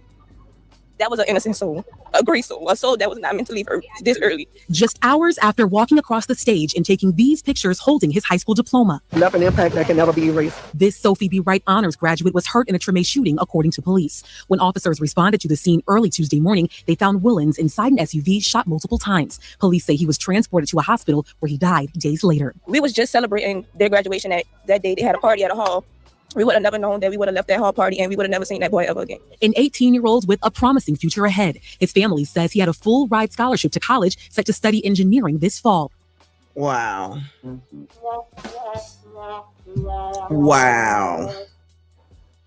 Wow. He was on his way to LSU for a scholarship. He had scored a 30 on the ACT recently, and sky was the limit for him. Exactly 1 week after his graduation, his family, friends, and classmates held onto photos of Woolens during a prayer service honoring his life. Sounds from a sentimental send-off fill the lakefront as loved ones dance through the pain, remembering the light he brought to their lives while pushing for gun violence to stop. I've lost 3 friends to gun violence, and I just honestly feel like there has to be a change in Louisiana, and it's just so sad that it takes a death to bring all of us together so that we have to start making changes. And tonight, the NOPD has not released any information regarding a suspect. They urge anyone with information on this shooting to call police or leave an anonymous tip through Crime Stoppers. Reporting live in New Orleans tonight, I'm Jazzy. Oh, thanks, Jazzy, because, child, I am exhausted already. It's been 1 hour and 20 minutes. I am exhausted, okay? It's everybody is wilding the fuck out. And it's kids. Let's go here. This is North Dam, Carolina, if I'm not mistaken. Rock Hill family says man targeted home after 19. Oh, this stupid story, y'all. Yes. After 19-year-old killed over the weekend. This is wild, too. Y'all, just get yourselves together. Just shocked. Thanks for joining us live at 5 on your Monday. I'm Siobhan Bryan. And I'm John Carter. Stunning video of an armed man with a weapon unleashing terror. Now family's heartbroken and the suspected... Look, Bojangles restaurant. I told you there's Bojangles down there in the South. Racist. I mean, I'd go there. I ain't never stopped. But Bojangles, it depends on who was working there and whether I eat in there. Shout out to North Damn Carolina. Gunman is facing charges. WBTV South Carolina reporter Rachel Richardson joining us now live with the video that I'm sure some people will find disturbing. Rachel. Disturbing. Well, this happened very quickly over the weekend. Just a few seconds, gunfire erupts, and now a teenager is dead, and a family is grieving. She got her, she loves her family. She's there for everybody and didn't ask for nothing in return. My baby was an angel. Shafarnia McCullough says her daughter Camaraya was a sweet girl who always kept to herself. She says she loved her family. Saturday night, she was shot and killed in her family's front yard on Mount Gallant Road around 11. This family showed me video of a man who they say had been at their home earlier that day. And it showed. Look at this nigga. Look at this shit, y'all. I've seen this video already. This is crazy. To herself, she says she loved her family. Saturday night, she was shot and killed in her family's front yard on Mount Gallant Road around 11. This family showed me video of a man who they say had been at their home earlier that day. And it shows when this man walked in my yard in the broad daylight, shot in my house, right here at this front door. McCullough says her niece recognized the man as someone who'd recently done work on her car. They called police. Rock Hill PD. This nigga recently did work on the car, and now he comes back to shoot the club up, and not in the good way. What the? Everybody is fucking crazy. You heard? Front yard on Mount Gallant Road around 11. This family showed me video of a man who they say had been at their home earlier that day. And it shows when this man walked in my yard in the broad daylight, shot in my house, right here at this front door. McCullough says her niece recognized the man as someone who'd recently done work on her car. They called police. Rock Hill PD says that they began their search. We had a suspect vehicle description and we canvassed the area immediately looking for that vehicle. And then we were able to identify a prior known address for the suspect. And we called our law enforcement partners at the York County Sheriff's Office, asked them to go by and check the home to try and find him at that time. The family also shared video from later Saturday night. That's when police say they got a second call about the homicide. 34-year-old Sean Hubbard was arrested and charged with murder and possession of a weapon during a violent crime. Don't look like he give a shit. It don't look like he give a shit. This is crazy. The girl is deceased, 19 years old, in her front damn yard. By and check the home to try and find him at that time. The family also shared video from later Saturday night. That's when police say they got a second call about the homicide. Yo, what if you... none of this makes sense regardless, but what if he didn't get paid from the car repair, y'all? What if this is over because they said that he was there to do a car repair initially? What if he didn't get paid for the car repair and he did all this instead? Child, that don't change the fact that motherfuckers are crazy, okay? Crazy. 34-year-old Sean Hubbard was arrested and charged with murder and possession of a weapon during a violent crime. The Tuesday before, the family says they called police about a man who'd shot at their home. Police tell me that a crimes investigator was assigned to the case. Police say they kept an eye on the home, sending out additional patrols. But now, this mom says she feels more could have been done that may have saved her daughter's life. My daughter was bright, had a future ahead of her, 19 years old. Humble. You wouldn't have met nobody better than her. No, she ain't here. Police say that they follow up on every call and encourage anyone that feels unsafe to reach out to them. This family says that they want to see justice for Camaraya. And at 6, you can hear more of their concerns. In Rock Hill, Rachel Richardson, WBTV on. Nothing else makes sense. He must not have gotten paid, but still, this still is crazy, even if that is what happened. Everybody is crazy, y'all. Everybody is crazy. Some of these stories, I'm floored. I'm floored right now. What the hell is going on? Flint, Michigan. Sorry, y'all. This is clearly crime is down. Parents cry for justice in daughter's death. TV5 News. 230 bullets in my home where my kids lay their heads. What the hell is this with in people's homes? You can't even go home, y'all. You can't even go home. I work hard to provide for mine. And look at this tore my face. Damn, do you see the holes? You see where all these things are right here? Thank you, Aluwa. I appreciate the jewels. You see these holes? 1, 2, 3, 4. Oh my. I gotta get me a place in the Caribbean. I got to get out of here. Everybody is crazy. This is ridiculous. Tear me apart. A grieving family in Flint mourning the loss of their daughter. 9-year-old Tahari Knox died after being shot while sleeping in her home in Flint. More than 230 bullets ravaged that house. TV5's James Felton joins us. James, you spoke to them and they want justice for their daughter, but they also have a message for the community. This was the first time we've heard from the parents of Tahari Knox, a young girl taken way too soon. Broke my family. Turn yourself in, please. Turn yourself in. Alexis Smith's message to the people that killed her 9-year-old daughter, Tahari Knox, while she slept in her home last Friday. Flint police say 230 shots were fired into this house on Altoona Street. Today, her grieving family called for an end to the bloodshed. All of this violence, this gun violence, this shooting, this back and forth, it has to stop. 235 SHOTs into the home. That sounds direct. Now, Prime, I see what you said. I don't know if it's that, but they clearly was looking specifically here for a reason. Allegedly. You see all these holes in this house, y'all? Oh my God. And it's a young crowd. The young kids doing all this, stupidity. We have to come together. My daughter is gone. Really. And there's just so many more people out here that lost their kids. Because of the same thing. Tahari's father, Tyree Knox, said there are better ways to handle conflict. What happened to... Oh, she's a baby. Oh my God. That grass, something. Go fight. You know what I'm saying? They want to come shooting people's house up at different times of the day and night and be knowing people got kids at their house. Police haven't made any arrests in this case yet. Smith is urging parents to do their part with the hope of getting justice for Tahari. Just stay on your kids. Get in their phones, get in all their business. Make sure that you know what they're doing. Flint. Oh, is that the answer now? When we said it, nobody want to listen to none of us, right? Or charge the parents. That will help. Wow, this is crazy. City Councilwoman Tanya Burns has been doing what she can to support this family. She says it will take all of us to bring the change. What can you do to the house is all shot up? How do you fix that? Who fixes that? That Flint needs. A part of parenting is making sure your child is not a menace to society. Right. That is a part of parenting, and we all have to do it. It's going to take neighbors, friends, family, aunts, grandmothers, grandfathers. Oh, no. Don't call us into this shit. They got a mama and a daddy there, okay? No. Nah, take care of your kids.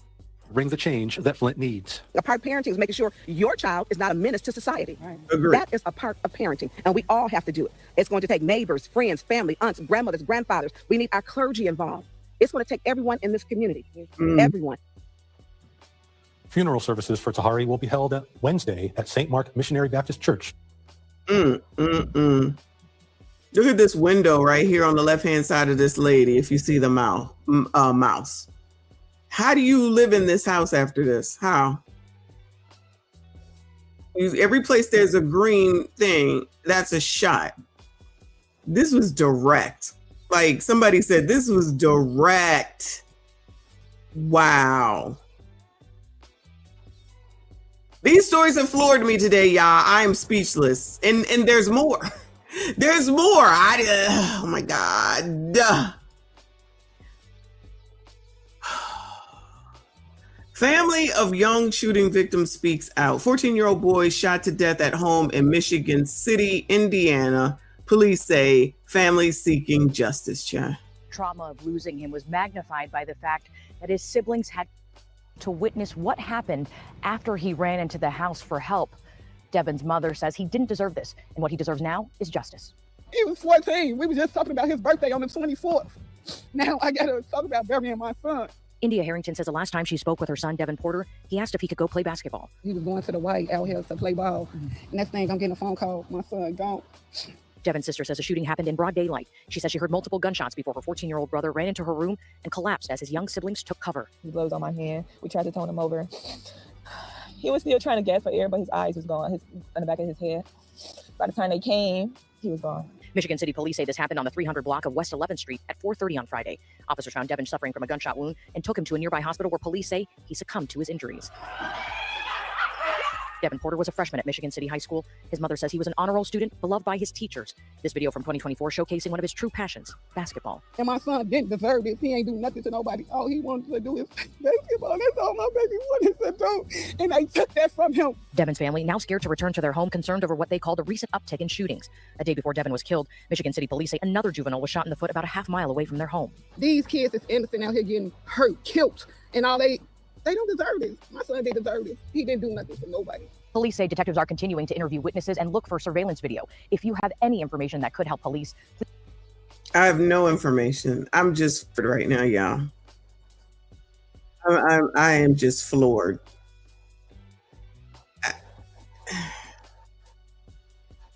I'm not even gonna go over the rest, y'all. I can't do it. Let's go to Flacco. Let's go to DJ Vlad and Corey Holcomb, child, because I can't do it. I can't do it. Maybe a crime is down later in the week. Corey Holcomb career is over. Shout out to Poetic Flacco. Whew. Corey Holcomb's career is over after DJ Vlad exposed him badly on his stream. All right, let's see what's going on. You know, ain't no love lost between me and Corey Holcomb. Fuck that nigga, okay? Y'all make sure you hit the like button for me. Subscribe if you are new. Corey Holcomb just ruined the last shred of credibility he had left and has isolated the last couple of fans he had left. It's completely done for him after this podcast with DJ Vlad. Shout out to DJ Vlad because I really like Vlad. Vlad been pulling up on a lot of these dudes who've been talking trash about him online for years. Outside of just pure jealousy, he's been pulling up and making them kiss the ring. He's been pulling up and exposing the hoe in a lot of these dudes. And Corey Holcomb is the prime example of this. Corey Holcomb for the last decade has presented his issues with Vlad as a black culture issue. That he was sticking up for black people and black culture, hence why he don't like Vlad, because Vlad is doing something intrinsically bad or evil to black people, which wasn't true. Corey Holcomb. What the hell is Vlad doing? Oh yeah, he's a culture vulture to black people as the black people continue to go on his show. I never understood that. All I ever heard about Vlad TV is that he's a culture vulture. And I believe that he's married to a black woman. Y'all confirm or deny. But he's a culture vulture while the blacks continue to go on there. But y'all, that's typical, right? Typical. Holcomb disliked Vlad because he was jealous of Vlad. He wanted to be Vlad. He wanted to be in his position. But he was too much of a coward to say it, so he presented it as a black culture issue. Culture vulture extremist. DJ Vlad. Who really made people aware of this? Oh boy, Vlad. He got rich off. Man. He got rich off of the colored community and still is. This money come from doing his show, thinking that they doing something. But y'all made him where he can take care of his bills and his family. I was like, oh, this month just capitalizing off month. Them young rappers and all them, they posted tax this out that mother. Even though he made some money now, so he's sitting back laughing at mother. Also turned down Vlad's show. He was really trying to get me on the show, but he don't really go after me that much. But Vlad, you off you 10K? He ain't off me 10K. I remember when he first started that little show, I was like, well, who are you? Because this Vlad really is played out. I watched the video from this West Coast rapper I grew up listening to, Daz Dillinger. Daz Dillinger said, we need to start taxing these, go on their show. Vlad has millions of dollars off. If you go on Vlad's show, you need to get a percentage. Shout out to Daz. Is he still alive? I'm just asking. Of that video, you do it. You can, all you got is your livelihood right now. Hollywood shut the down. You go on this show, you tell this you gonna do the paperwork where I get a percentage of what is made off this video, or you gonna pay me to go on your show. He done made enough free money off. How's everybody going on this show? Corey Holcomb is an absolute con artist in my opinion. Corey had a personal issue with Vlad. The personal issue is Corey Holcomb wasn't worth a damn. He wanted an amount from Vlad to go on Vlad's channel. Vlad said, no, I'm not giving you that amount. You're not worth it. So I'm just learning that people do get paid to go on the damn show. So you're getting what you paid for. Like, I didn't know people got paid to go on Vlad's show. Okay. So if you're getting paid, what is that? A fair exchange. It's a fair exchange. This is what I'm want. This is what you're willing to give. That's it. Ever since that Ari Spears thing where his ass only got 2,000, and I say only because I'll take it, but ain't nobody gonna go and interview me. But I'm just saying, when he found out, Aries found out how much Boozy was making, then he had something to say, because that's how, see, this is the same thing that I be trying to point out with the colored community, right? Y'all don't negotiate pay. And then you think because you heard about what somebody else has, you think you deserve it. And that's not how the shit works. What is your value? What do you do? What do you bring to the table? This is where you say, what do you bring to the table? Ari Spears, don't nobody want to hear from you, nigga. You better have taken that $2,000 to see if you could get an extra $500. You thought you was worth a lot more than you were. Now, I feel like the reason why people want to see Boozy, I could be wrong, is because he's funny and that attracts people. I don't know that he got a lot of music. All I need is Wipe Me Down. Other than that, I don't know if he has a lot of music. Y'all can let me know. But he's funny.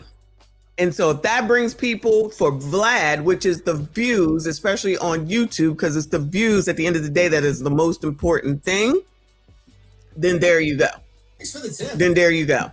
So if Boozy bought in people and Aries didn't, why would he pay you more? Why would he pay you more if you ain't bringing nothing in? I'm telling you, a finance course or whatever would help out a lot of the color community, but y'all don't want to hear it. Y'all just too busy pocket watching other people, thinking that it's not right, it's not fair, that you don't have it, but you ain't even willing to put in the fucking work to learn how money works. You just think you get it, you spend it, you get it, you spend it, and then you don't have shit. Then y'all out here talking about generational wealth. How? Anyway, good morning. Shout out to Wayne Lundy in the building. Thank you so much. Boo, he said my sister is over here asking me if I'm up. I'm up. Love you, auntie. Good morning, Boo. Let her know. Appreciate you, hon.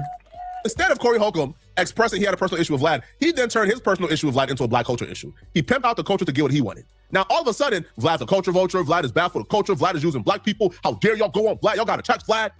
And Corey Holcomb would even say that he's responsible for certain black people not going on Vlad because he's been on Vlad's tail and exposing Vlad. And it's bad intentions, but stay on real. Yuck, and smile with you from what I see. I know a lot of people don't go on his show because of things I said about him, because the things I said about him are absolutely true. He almost got old boy beat up on his show. Corey Holcomb fed his audience this narrative for years about Vlad, but he didn't believe none of it. Corey Holcomb really wanted to do business with Vlad. He really wanted to be friends with Vlad, but he didn't see an avenue to do so. So he decided to rile up black people and utilize black culture to rope us into his own personal gripes against Vlad. Because that's what people do. Same shit, different person. Same shit, different person. Get y'all all in, and it might not be y'all, but I know it's some of y'all. Okay? Y'all that are listening, not the regular degulars. It is somebody gonna tell you somebody white is racist. They don't like black people. They not for the culture. How dare they? Y'all fall for it hook, line, and sinker. You do no research on your own. You don't look into shit. Who the fuck is out here listening to anything Corey Holcomb got to say? Who? I mean, clearly plenty of people do. But since I just started seeing who the fuck this nigga was since January, and having heard what he was saying about women and his own kid, and people was listening to that nigga, but he a comedian. Don't forget that. He a comedian. So that makes everything okay. Remember when the comedians Aries Spears and Tiffany Haddish did that crazy ass skit that they did, and then they got canceled, and they just allegedly trying to make it back up. And now Aries Spears going to take his tooth. That's the other reason as far as Aries is concerned. After that debacle from that skit that you and Tiffany did, and somebody was even offering you anything and to be on Vlad, you better have taken that money and shut the fuck up and did a real negotiation based off of numbers. But coloreds think they should just get shit just because they're colored. That's not how it works. And if you all were in business, not y'all, you know what I'm saying.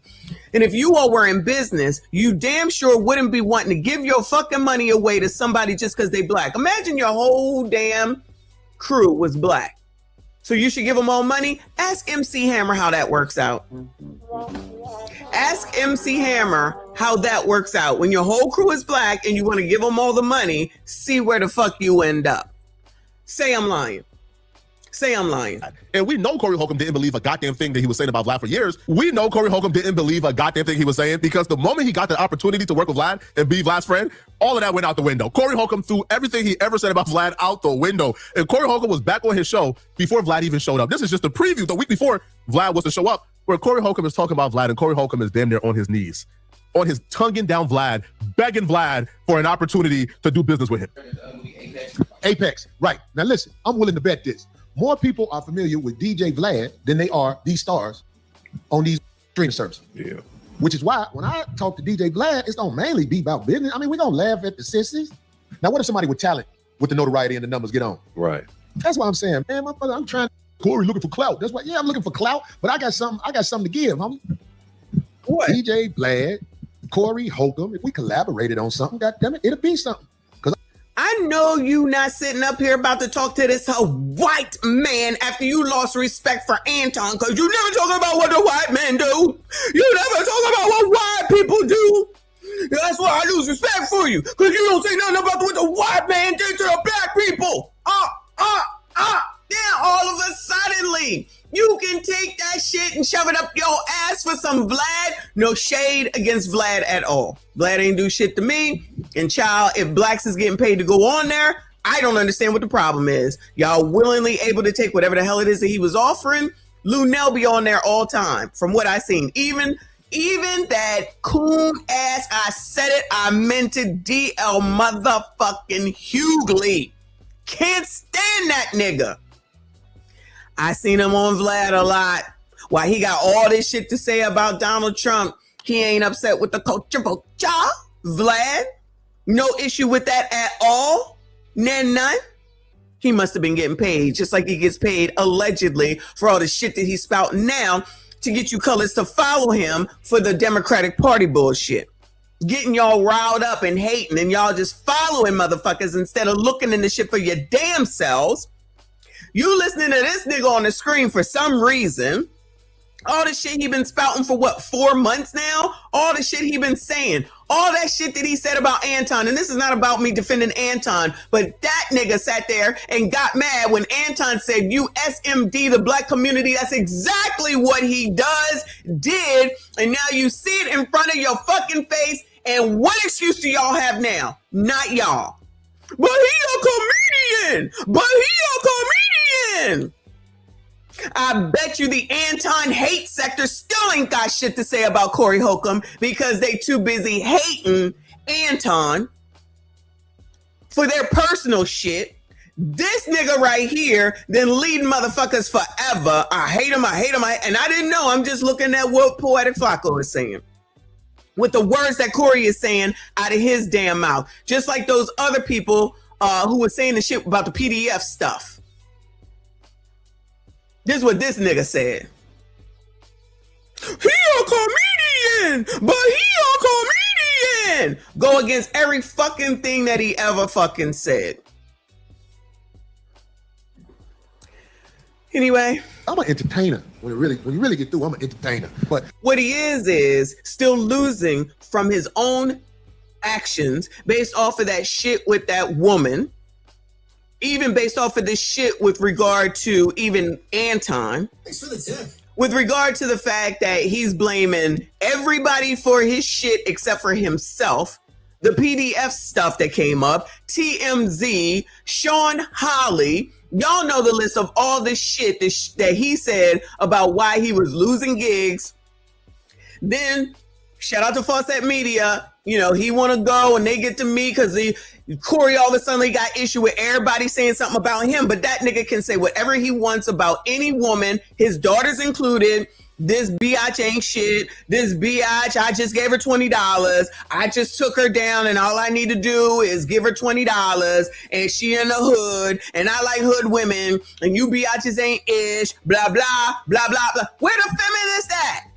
Since we was talking about feminists yesterday, nothing to say about Corey Holcomb, all good in the hood with Corey Holcomb, but hating Anton, no sisterhood. Who cares about him talking about the sisters? Not only a minor, meaning Anton's daughter, but also all the other women and all the minor children that he was talking about, that he had issues with, that he was talking about way back when, that they brought back in his fucking face. But I thought y'all were for women. What happened? Oh yeah, because ain't no fucking sisterhood. It's just some shit whenever you feel like bringing up shit to give some black person, particularly a man, some shit for something that they did to you because y'all ain't shit. Y'all don't give a shit about no black people. You barely give a shit about yourself. Ain't no sisterhood and ain't no feminism from black women. They gonna go for what the fuck they know against any black woman at any time. It is some shit that they fucking want. Shout out to Kofi. I appreciate you. He said, I vote we as AI to recreate MTV Celebrity Deathmatch and have Messi versus D. I take that on. Fuck that nigga. Corey too. Can't stand them. I can't stand DL Moore. Cannot stand him. I don't even understand how people listen to that nigga. I don't get it. Crazy. This nigga. I'm glad DJ Vlad is coming on the show. Oh, I'm glad DJ Vlad is coming on the show because this is his last resort because all the rest of that shit is failing. I don't care how many people came to that one show that Fawcett went to. This nigga said it himself. This nigga said it himself that he was losing gigs. It's Sean Hawley's fault. A black woman. It's that girl that he mushes fault. A black woman. It's TMZ's fault. All right, a J and a BIPOC. Okay, 2 BIPOCs, I guess. Nothing is his fault. Nothing is his responsibility. He doesn't have to take accountability for anything Child sounds about black. Okay. So me and him can finally chop it up. I said I'll go on his show. I'm glad he said I'm on my show. I'm glad. So we gonna talk this next week on 5150. Corey Holcomb has officially hit rock bottom. Sounding freaking retarded. My bad. For you to be on your knees in this fashion after your history of what you said about this man, Vlad went from being the devil, Vlad went from being a culture vulture according to Corey Holcomb, Vlad went from being bad for black culture according to Corey Holcomb, to Corey Holcomb being on his knees talking about, oh man, me and Vlad ever and singing work together and do something. Oh, that's gonna be major. I'm here to get the money. Vlad got the system and the club. I got the talent. Oh, Vlad, I'm an entertainer. Vlad, oh, come on, bro. This is nasty stuff. The worst part about it, Vlad's a cool dude. You don't even gotta get on your knees, bro. Vlad don't roll like Vlad is not a homosexual. You don't gotta get on your knees in this fashion, bro. You can dap him up and be regular. You don't gotta do this. This is disgusting. He went from saying black people should not go on Vlad TV to proposing several business deals to Vlad TV when Vlad TV was on his platform. They're talking about Kevin Hart because one of the guys cracked the George Floyd joke. Yeah. Look how happy he is. You talking about Tony? Yeah, they holding him to that. You know what I'm saying? This is entertainment for the most part. I know that's what it is at my show for the most part, even though we say some real entertainment. Vlad, you interview people. You're not all gossip. No. You interview people, and it's taken off for you. Yeah. I got a question for you. Okay. Joe, does he ever say anything? I feel like whenever I hear Vlad, he's like, yeah, yeah. He might ask a question real quick, but it ain't like it's a bunch of conversation. I don't watch the show. I never have for no other reason than I don't care about those people that go on there. Have you ever acted? No, I did a voice in the Boondocks. Okay. That's probably the closest. Would you ever want to act? Yeah, man, I'd love to. Actually, I was supposed to be in Michael Jai White's movie, Outlaw Johnny Black. Oh, yeah? For whatever reason, the scheduling. You mean the color community was bringing you in as a culture vulture to be in their TV shows and stuff? You mean they brought you on the culture vulture onto a black TV show? Woo! Yes, he was. I do remember that. And so was TLA. Yep, abso-fucking-lutely. This culture vulture. Didn't allow it. Okay. But yeah, man, I'd love to. Well, look, I'm just pitching this. Okay. I wrote a script. Okay. And I want you to see it because I think it's going to... Pitching business deals in front of everybody because of how bad shit went. Why would you go to Vlad about a picture deal? Is that what he does? It'll be funny and a good movie. Okay. And I think your like the way you talk and everything, you're perfect for this character. I'll take it. Oh, you want to put him in the movie, but what about what white men do to the blacks? What about the way that white men carry on with the daggone community? You're not talking about what white men do to the community.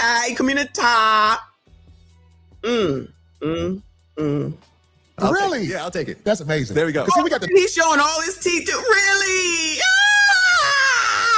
Bitch. Talk and everything. You're perfect for this character. I'll take it. Really? Yeah, I'll take it. That's amazing. There we go. Because see, we got the numbers to get people to go behind it and help fund it and everything. You know what I'm saying? Really? Let's do it. Man, see, everything is hunky dory in my world. Because Honky dory, is that racist? Everything is honky dory now. I got this old white man to help me out. Oh, the culture vulture. Rules for thee and not for me. After I done already sent y'all down the line to allegedly hate this person. But now I'm going to turn all the way around and back that thing up and cheese in front of his, but really, I'm so happy that this old white man is going to help me because my shit been flailing since January. you're like the way you talk and everything, you're perfect for this character. I'll take it. Really? Yeah, I'll take it. That's amazing. There we go. Because see, we got the numbers to get people to go behind it and help fund it and everything. You know what I'm saying? Let's do it. Man, see, everything is hunky dory in my. Everything is honky dory in my world. Honky dory in my world, child. Yes, exactly. Kuna. And Corey, hopefully you listening. I said that, I meant that. World, because Corey, this is some shameless dog. This is some shameless. Yes. Look at how much Corey Holcomb is smiling right now, man. Yes. Yo, Corey is even using terms like honky dory. Have you ever heard Corey Holcomb use honky dory? Hello, I ain't listening to this. We listening to this together.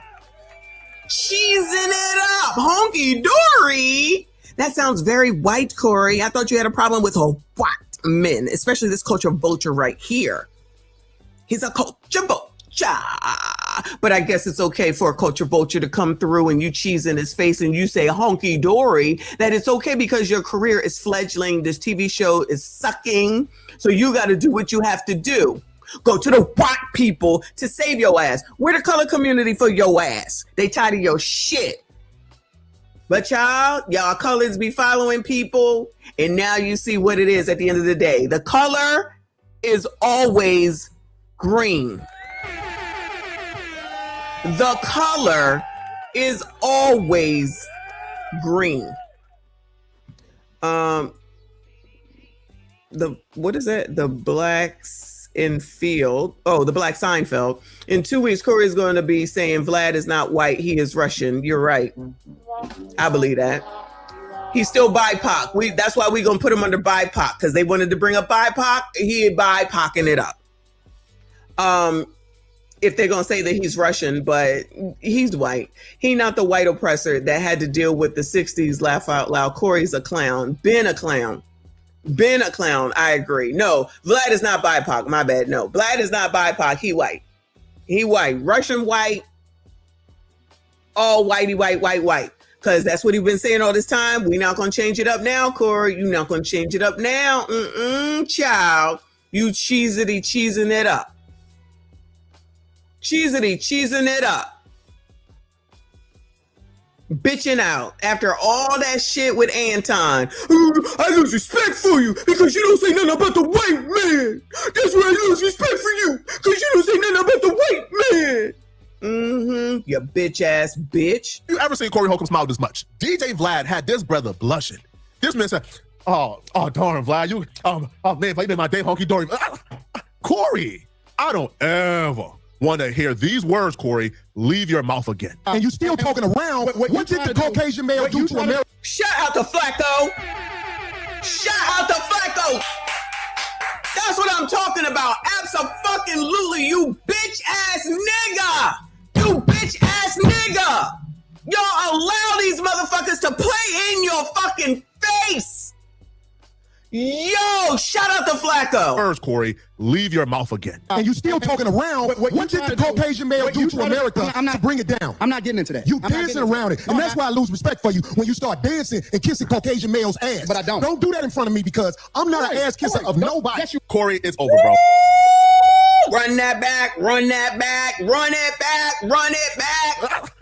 Corey, I don't ever want to hear these words, Corey, leave your mouth again. And you still talking around. What did the Caucasian male do to America to bring it down? I'm not getting into that. You dancing around it. And that's why I lose respect for you when you start dancing and kissing Caucasian male's ass. But I don't. Don't do that in front of me, because I'm not an ass kisser of nobody. Corey, it's bring it down. I'm not getting into that. You dancing around it. And that's why I lose respect for you when you start dancing and kissing Caucasian male's ass. But I'm into that. And you still talking around. What did the Caucasian male do to America? I'm not bringing it down. I'm not getting into that. You dancing around it. And that's why I lose respect for you when you start dancing and kissing Caucasian male's ass. But and you still talking around. What did the Caucasian male do to America to bring it down? I'm not getting into that. You dancing around it. And that's why I lose respect for you when you start dancing and kissing Caucasian male's ass. But I don't. Don't do that in front of me, because I'm not an ass kisser of nobody. Corey. Shout out to Anton.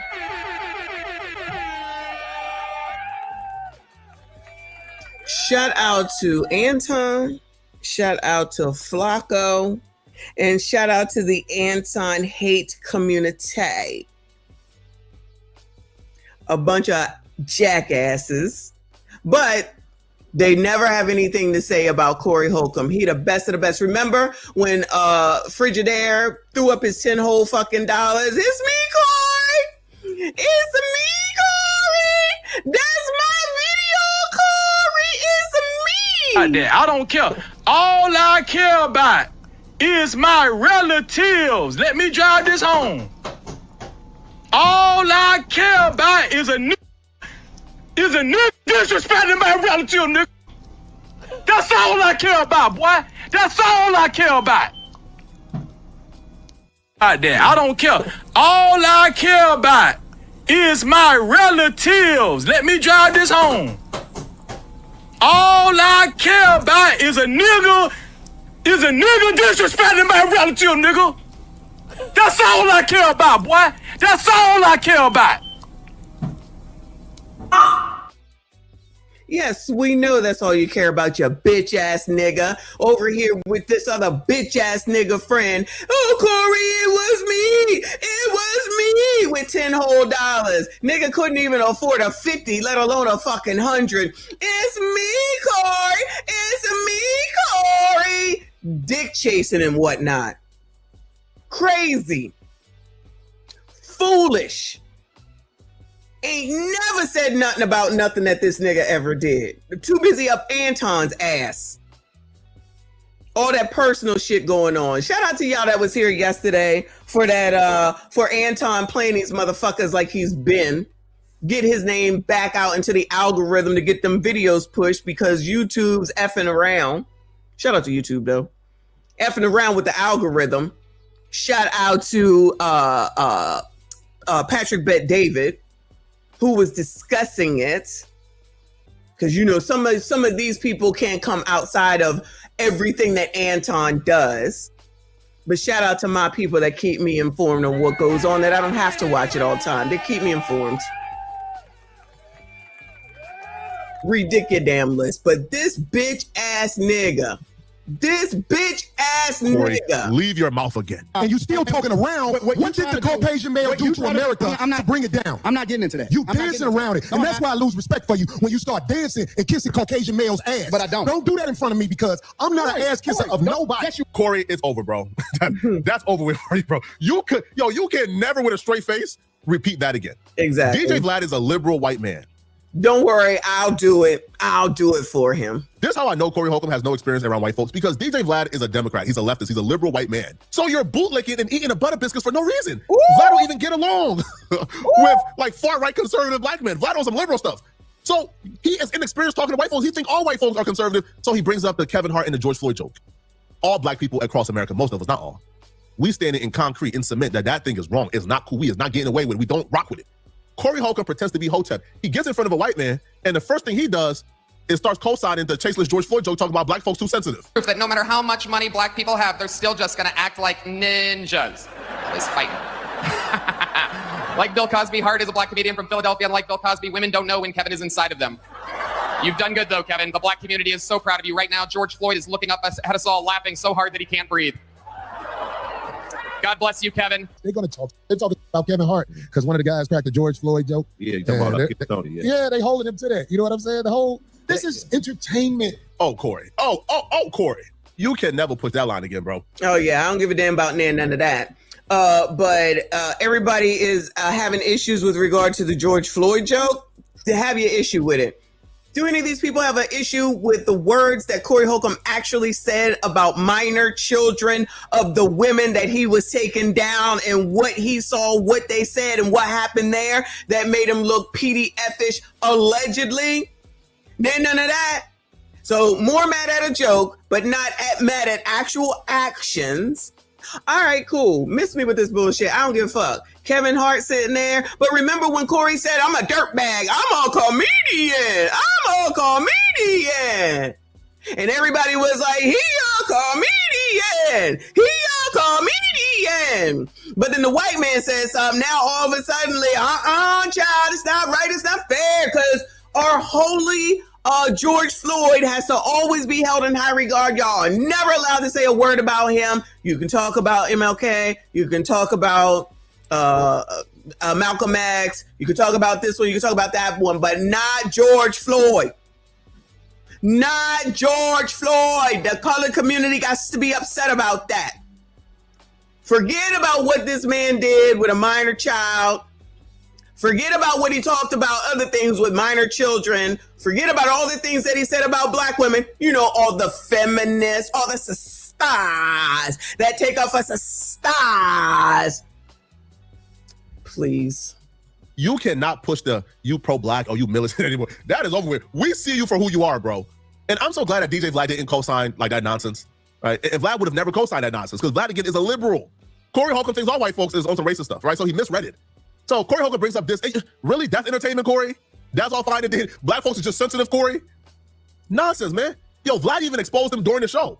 So before they got on, right, for years, Corey Holcomb was talking about how Farrakhan is the most important black man ever, how he loves Farrakhan. And let's Farrakhan too. When somebody talks about Louis Farrakhan, it's okay. He don't like Jays. This what he did. He ain't this. He ain't that. That's okay. The line is George fucking Floyd. I'm still needing someone to tell me what did that man do who should not have been taken on up out of here, who should not have been taken on up out of here by the oppressor. Absolutely. Absolutely. So all of the other say your names are less important than George Floyd, I guess because it happened during C-19. That must be what it is. Got you. Vlad misrepresented Farrakhan. Corey Holcomb was popping it big for Farrakhan, right? But before the show with Vlad, you know what Corey Holcomb did? I'm going to let Vlad TV expose him. So now I find out that he tried to get one of our elites, the minister, Farrakhan, to do a show, and Farrakhan didn't do the show. And he felt some kind of way about that. So he has, and somebody sent me this video where they backing up everything they said. Vlad misquoted the minister. And I feel like he did it intentionally because Vlad gets in his feelings when you get to talking about his people. And I want to say this in case Vlad is watching. Your people are the dirtbag Hollywood running. I'm talking about find out who run Hollywood because he was asking questions about Nick Cannon. Oh, Nick Cannon's my friend, so I'll talk to him before I say something about it. Then you said something about Nick Cannon in another episode. But I'm saying this. Nick Cannon apologized about what he said because dirtbags run Hollywood and they will blackball your career if you don't do what they want you to do and say what they want you to say. But yo, man, don't be misquoting my people, man. I ain't never met Mr. Farrakhan personally, but the man is part of my growth. Don't be misquoting my people, Vlad. Don't be misquoting my people, Vlad. Oh, career flailing. Go to the white people now to help your ass out the culture vulture to get your shit where you think it's supposed to be. Because if your shit was supposed to be there, then your shit would be there. Okay, child. He was one of the first people I ever heard say some real shit. It made me realize I'm not alone in this world. You know what I'm saying? So when I find out this around misquoting the minister, I'm like, oh, hands off. You see what I'm saying? So boy, Corey Holcomb used to be a strong, defiant black man. But now Corey is... So Vlad exposes him before the show. Yo, he did all that talking about the minister. But before the show, he starts doing unnecessary bootlicking. So Vlad wants to talk about the minister because Vlad already apologized and Vlad feels like that's an important aspect of his life. Corey, before the show, tells Vlad, hey, man, listen, man, we don't got to talk about the minister, you know? You feel me? Because you know I understand where you coming from. So before the show, he's telling Vlad, again, this is before Vlad even like tells him that he wants to talk about it. Corey then starts telling Vlad, we don't got to talk about the minister. It ain't important, you know? And I'm like, hold on. You did all that huffing and puffing about the minister for years. Vlad's comment on your show, and you telling Vlad, oh, no, we don't got to talk about a minister, Farrakhan. That's not important. But Vlad would expose him because Vlad brought this up during the show, and Vlad let the world know that Vlad wanted to talk about the minister because Vlad feels like he has to be accountable. Vlad feels like he should apologize for doing what he did, right? Vlad, right, is taking the stance that Corey should have taken, right? Corey should have been the one pushing the issue to talk about the minister if he cares about the minister so much. But shout out to Vlad, man, for doing the right thing and actually bringing it up because, yo, Vlad is not running and hiding from these conversations, right? Like, Vlad wants to have the conversation, but Corey Holcomb was on his knees for Vlad so much, bootlicking so much of Vlad, that he didn't even want to talk about the minister because he understood what his audience would have said. If he would have bootlicked during this conversation, the audience would have been on his tail, which they already are. Look a certain type of way. Back then, it wasn't an AI video. It was a video of him speaking, but it was cut a certain type of way. Yeah. Right? So you didn't quite get the context of what he was saying. Yeah. So I made a statement about him, and then people told me, hey, listen, it's a misquote. You got the context wrong. Okay. And unfortunately, I had people in my ear telling me, don't say anything, don't apologize. And I had to make a choice, and I made the wrong choice at that time. I chose not to say anything. I took the video down, but I chose not to address it and get in front of it. And I was wrong for that because I did misquote him. Yeah. You know, and I really, at that time, I just made the wrong choice. But at the point that I realized that the choice was wrong, I went on Willie D show because I wanted to go on a show of someone that was a big Farrakhan supporter. Yeah. I didn't want to go to like a softball kind of spot. Willie D is Willie D. You know Willie D. Yeah, he wasn't gonna. Yeah, we know Willie D. He's a friend of mine, but I knew that he was gonna go hard in the interview, and I addressed it all. And since then, I mentioned again. You know, I said, because you're like, oh, we don't have to mention it when you come on my show. I'm like, no, let's talk about it. Yeah, let's talk about it because I've been talking about it. Yeah, man, I made a mistake, and before like a friend of mine, but I knew that he was gonna go hard in the interview, and I addressed it all. And since then, I mentioned again. You know, I said, because you're like, oh, we don't have to mention it when you come on my show. I'm like, no, let's talk about it. Yeah, let's talk about it. Oh yeah, he just called your ass out. Shout out to Vlad. Can somebody drop the Instagram, please? Oh, called your bitch ass right out. You bitch ass ninja. He called your ass right the fuck out. I might have to start giving Vlad views. I might have to start giving Vlad views. Probably only when Boozy is on though. I did view it when TLA was on. I did view it when Kevin Samuels was on, but that's about it. Wow, you bitch ass nigga. He a comedian. He a comedian. So I wonder if everybody's gonna get outraged about this because of the speak about Mr. Farrakhan, like y'all upset about George Floyd. You think anybody gives a damn about that? All right. Shout out to Wayne Lundy. I appreciate you. Said Jermaine Umar Johnson told me. Cheyenne Bryan told me. F Vlad, F Corey, get the likes up. What's up to the chat? Thank you, boo. Child, this is ridiculous. Craig look like he constipated. I've been talking about it. Yeah, man, I made a mistake. And before then, I had NOI members that I interviewed on my show. I didn't have any sort of animosity towards them. And I think that unfortunately it just went bad because of the way I handled it. Yeah. You know, and I apologize again for it. Well, you know, I tell you like this, man. I appreciate you for even having the courage to say what you said right here, right now, because Corey, where's your courage to apologize for anything? Take accountability for anything. No, you just gonna continue on and you don't do nothing wrong. You ain't never done nothing wrong. Everything that you did with regard to Anton's daughter, all the shirts, and where is the money? Did the money reside back to the white people that you said you was gonna give that money from those black people to? Remember, he said he was going to take the proceeds from that shirt that he made of Anton and his family. And he could try to say that it's really not them, but we know that it is. Lame. This is for you, lame. Okay. And then he said he was going to give that money to the white people down there in Minnesota. So he was going to go and support the white people from that perspective. But he's down for your colors. Child, please. As I have watched DJ Vlad shows, I have gained respect. Oh, so you've been watching the Vulture shows? So Corey, that stands allegedly as pro-black for the Blacks. Pro-black for the Blacks is over there watching the Vulture show? Woo! DJ Vlad shows, I have gained respect for you growing, finding a way to grow. Corey, shut up, man. Bro, the man is on his knees kissing butt, bro. He's on his knees kissing butt. Yo, the man told Vlad after years of clout chasing on Farrakhan, after years of talking about, yeah, DJ Vlad said this about Farrakhan, I can go on Vlad because I love Farrakhan.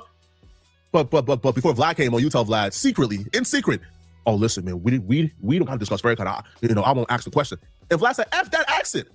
You was bootlicking for no reason. His fans even feel the same way. Yo, go to the comment section of that video. Fans are saying, damn, Corey. One fan says, yo, Corey seen Deion Colehouse decided to sell out. Another fan goes and said, man, Corey can't talk that white man in the system ish no more. It's over with. I agree. Exactly. Another fan go, Corey is kissing Vlad's butt. Just because you don't like Aries. This is some sucker ish. One person says, this is the tap dance edition of the 5150 show. Agreed. Corey. That's a good title. I might have to snatch that. Over, bro. Like at this point, yo, you can't go any much lower than where you currently are. But y'all let me know in the comment section. What do you guys think about this? Shout out to Flacco. Shout out to Poetic Flacco. Yeah, to say the least. There's a lot going on around here lately. Crime is Down episode was a lot. We had to move on from that. But the people out here on the fucking on YouTube, hold on a second. Where's the video that I need to go over? I have so much crime up. This is ridiculous. Hold on. Because now I'm gonna go over to Abba, because that's another crazy ass situation. And we're willing to listen to other people. I am, anyway. So there was is it a live stream? Oh no, it's called Night Talk. It's called Night Talk. I thought I had a video up. There we go. Here we go. Dear ABBA fans. Now everybody knows that Stevie Knight has issue with ABBA. And ABBA is looking like he's becoming a new Anton. And maybe that's the other reason that Anton decided to talk about the Anton hate sector persons, to get them all riled up, to get his name back in the algorithm, because the algorithm is probably mostly about Abba at this point. Pregnancy, fresh and fit and Daisy. That's probably what it mostly is. And Anton said, no, ma'am, no, sir. He's like, let me get my shit back on up in there. Which, with this thing that just came out about Vlad, we'll get him back up there as well. Okay. So now there's allegedly 4 women who have said that ABBA got them pregnant. No babies yet. ABBA, with this low sperm count, certainly seems to be getting a lot of people pregnant, allegedly. However, all these bitches never produce a baby. So nope. So ABBA must have the best, gift of gab, I will call it. He must have the best gift of gab, so he get everybody to get an AB. He can just get everybody to get an AB. Woo! He might need to release a course, child. But let's not forget, Stevie got issue with ABBA because he made him look crazy in some interview at some point. I don't remember. Oh, trying to say that Stevie didn't care for black people or something like that. I vaguely remember it. Okay. Anyway, thank you, Blade. So I'm going to go ahead and let this play, see what we can find out. It's about 35 minutes long. Can't guarantee I'm going to do it because there's other things I want to take a look at. Of course, we have to do tonight's conversation, but this is my last Tuesday morning interview this long because I got to go back to work tomorrow. Shout out to all of y'all that are here. I see you. I appreciate you. Please make sure you hit the like button for me. Subscribe if you are new. There's the Instagram for those that haven't had it. I'll go ahead and pin it. Y'all make sure you follow Instagram. Behind the scenes, right? And real talk, I'm apprehensive about even posting this video, bro, because I know the moment I mention Abba's name, I know where a lot of people are going to go with it. You know, of course, all the trolls, right? But bear with me, man. I'm just going to let these videos speak for me, bro, because there are, I mean, rightfully so, bro. There's a lot of people on Abba's head. Doing their due diligence, pulling receipts, and I'll come across doing their due diligence. Some very interesting videos, man. Okay, let's get into it. Oh, let me preface this by saying, man, I realize how I look to a lot of y'all in regards to this whole Abba situation. You know what I'm saying? Y'all know my feelings towards bro. I dislike them up, and I'm actually going to show y'all a video that some. Yeah, so at least he admits it. I don't know why I can't find it, but yeah, I can't find it for some reason in the chat. The Instagram, but it has been dropped. So go ahead and subscribe to Instagram. Shout out to One Fella member for a month. I appreciate you. Boo, he said it seems like Abba couldn't pull out of a drive. At this point, I don't know. I gotta be honest with y'all. So no, you know how biatches do. So nobody had the baby. Nobody. I'm just saying. And Abba got a low sperm count, but all these biatches is pregnant. Child, something ain't right. Something just ain't right. Someone else recorded that depicts perfectly of why I do not like that man, bro. And it's not even about me disliking him, bro. As y'all will see, bro, he's just not a good person. But y'all will see that. But I realize how I look to a lot of people in regards to this whole situation, man. But by the end of this video, you will understand entirely, bro, because. Oh, we got a troll. Oh, they want my attention. Now I'm the problem. So the colored community's problem is me, y'all. I represent the downfall of Black women. Well, in case y'all didn't know, now you know. Iceberg or whatever says that I am the downfall of Black women. Well, there you go, y'all. Okay, in case y'all didn't know, now you know. Whatever. Do your thing, child. Do your thing. And unless we always not forget, there's the ones that can't control themselves. Here you go. They're the ones that got all this ish, but stay and listen. There you go. And then we'll continue to say shit. But they ain't got shit to offer except for bullshit. They probably sitting somewhere in a basement watching, no profile pics, with a bunch of shit to say, like they gonna rile somebody up. Child, please, whatever you say, it's all my fault, child. White supremacist. I'm a white supremacist talking points. Pick me, mammy, child. Go down the list of my names, y'all. Just add one more to the list, child. I am the representative of the downfall of Black women. Can't wait to go on my vacation next month. Anyway, shout out to Big Boy. I appreciate you, honey. Said, I guess this generation aren't scared of STDs. Clearly not. Clearly not. Which we have seen for a while. I'm waiting. Believe this. I'm waiting for the videos of the STDs, of which we've seen some, right? Of which we've seen some, but I want those videos.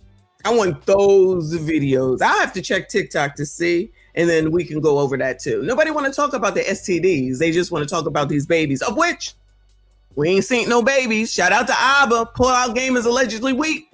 Not one baby yet. Shout out to Wayne. Appreciate you, boo. He said, I had low sperm count until I had twins. Damn it. And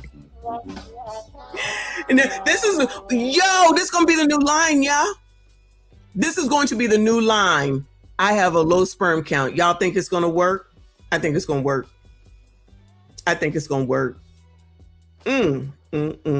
Shout out to Wayne London. Shout out to RBN. Appreciate you so much. Thank you so much for your generosity. He said, I support the queen of downfall of black women. I'm gonna add that to my moniker, the downfaller of black women. Maybe I should do it that way. Salute my destructive princess. Thank you, boo. I appreciate you. I've destroyed all these women. It's all my fault. Oh my God. How dare I do this to the community? The downfaller. I am the downfaller. I'm making that word up. Y'all know I like to make up words. Downfaller of black women. Cool. I take that on. Thank you so much, boo. I see you. I appreciate you. Come on, Stevie. No, my input on this whole thing has nothing to do with the girl. The rich shit, as far as the attention I'm giving the situation, has nothing to do with her, how people perceive her, if she ain't shit, if, she's insane, she's psychotic. I understand all of that, bro. But as far as I'm concerned and why I'm shedding light on this, bro, it all has nothing to do with her. It's solely to do with who Abba portrays himself to be online and who he is behind the scenes. And he's not a good person, bro. He's not. And by the end of that, not a good person, bro. And speaking of the relationship, bro, I think we're at about 4 women that have gone public as far as 4 women. Their negative experiences with Abba. It may be more, bro. It may be more, dog. You got Libby, of course, the one that came out, the white girl that was implicated and said that he had gotten her pregnant. And then there's another girl that came out publicly and she has all the fucking receipts. She has all the receipts, bro. That means Abba got 3 women pregnant within the same year. Right. Maybe more, bro. But I'm gonna put like a little clip right here. Yeah, around 119. Okay, so we looked at this shit yesterday or the day before yesterday, and it's a bunch of incoherent. You have sound, you don't have sound. Somebody's spending time with Abba. The pictures of him in the place. This pregnancy where she was alleged. So one person had an AB, one person had a miscarriage. What else is there, Cha? What else is there? That video basically did and told nothing. Is this all right? Let me let this play and see if it sounds. Next videos are her having a conversation with 2 other women Abba had unprotected sex with during the same time, getting both of them pregnant as well. So now the problem is now let's figure out what the problem is, y'all. Now it's unprotected sex. Is it unprotected sex or is it getting people pregnant? Which one is it? Because before it was, you got me pregnant, you treated me bad, oh my God, you want me to get an abortion. Did he handle it properly? Probably not. They all sound crazy with this, okay? All of them. The fact that we're even having to hear all this. No, nobody seems to see a problem with that. I just can't keep nothing to themselves, right? You want us to hear about all your debauchery, woof woof, lest we not forget about that, which RBN and Trend don't have a problem with it. The LBFM and what a LBFM does. And again, I'm not a prude. People have sex how they have sex, whatever. I'm still wanting to look for one of those collars that's pink, that has a bell on it. Oh, I might get one and wear it on the show. I gotta find one. I might get one and wear it on the show. Okay. Anyway, but now it's how many people he had sex with. Is that a bad look, gentlemen? That a man is able to take down all these women? I'm still trying to understand where the kids are. Where are the babies? So even though some people are allegedly saying that Abba is a SIMP and he's not got a lot of experience with women, He has the gift of gab enough to get all these people to get ABs or have miscarriages. Men having sex with a lot of easy women is a problem now. Is that what we're saying? Child, I don't get it. I don't get it. No babies, not one. A man has sex with a bunch of women. News at 11. A man has sex with a bunch of women. News at 11.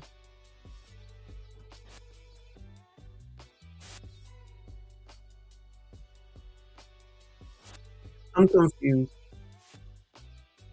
It's me. I know it's me. Hold on. Some guy says Abba's a fraud. I hope Preach goes solo or finds a new partner. Abba can team up with Ashcon. I don't know who Ashcon is, but Preach has started his own channel. That could conceivably be happening. For those that don't know, Preach recently started his own channel. I don't know. It's little. All of a sudden, he started his own channel. So y'all go look for it and follow him. But I don't care about none of that. I really don't care about none of this. The only thing, Stevie's going to come from his view because he don't like Abba, like he just said. I don't give a damn one way or the other, but this is another, in my opinion, another biatch that don't take breakups well. So she's going to go out here, meaning Libby and maybe the rest of them. And now, like Trent says, Vagina Voltron come together and we're going to support each other. And woe is me, woe is me. Woe is me, woe is me. When y'all are making these decisions to deal with these people, y'all made the decisions because it's a woman's choice. It's a woman's choice on whether she has babies or not. So we know about two, one AB, one miscarriage. How convenient. Where are the other two babies? Because, child, until some babies get produced around here, this is just a bunch of bitter biatches as far as I'm concerned. That does not absolve Abba and his craziness. But expect a lot of men to start saying, child, I got a low sperm count.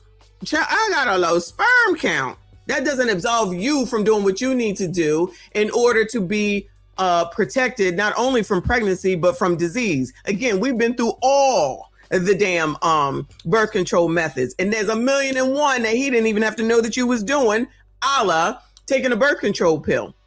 But it makes more sense just to go ahead and do the shit because biatches be lying enough of the time. They ain't as strong and they care about a man more than whatever the hell it is that they say. And then they willing to do whatever when it's somebody that they like. And that's what we seeing and finding. But I guess we're supposed to be like, oh my God, he's seeing all these women at once. Oh my God, a non-married man is seeing all these women at once. Where'd they do that at? That's when I was like, I need to come out because this is not the Abba that he portrays to be. And right. Stephanie experienced the same thing. And I don't think you were with him long enough to experience like the darker side of Abba. And that's what I'm thinking too. Because I've been thinking a lot that it could have happened to me. If I had stayed, if none of this came out, I probably would have kept thinking that he was a good person. I wouldn't have known anything. I'm like, oh, so everybody's supposed to say that Abba is not a good person. Child, he's not in my life. I don't care if he's a good person or not. Why would I care about that? So they're just really out here trying to besmirch his name. So do you think, as I have said previously, okay, when you get out here and you start talking about your mans and what he do and how he puts it down and the things that he's into, do you think that discourages women or it makes women be more attractive to him? Shout out to Luigi Mangione and at some point, Sean Gaithright. Because, child, if you look good enough, bitches will overlook all that. Say I'm lying. If you look good enough and you got money, of which he does, bitches will overlook all that. So what you're actually doing is bringing more attention to him to probably get more biatches who can play their role in the background and be the F quiet and maybe be the person that he needs or wants or can at least spend some more time with. I just don't think this is going to have a negative impact on Abba's sex life. I could be wrong. Shout out to my girl, Night J. She says, running to the internet to show they are dumb. Dummism. Which others can overlook it, which is fine. I see what I see. And what I see is, like I say, who is in charge of whether someone has sex or not outside of grape and essay. That would be the woman. So y'all willingly agreed to do it. So then the shit don't work out because y'all don't have relationships long enough, all in. Y'all don't get to know each other. Y'all don't try to understand one another, because if it's just about sex, then just have sex, but hopefully you would protect yourself.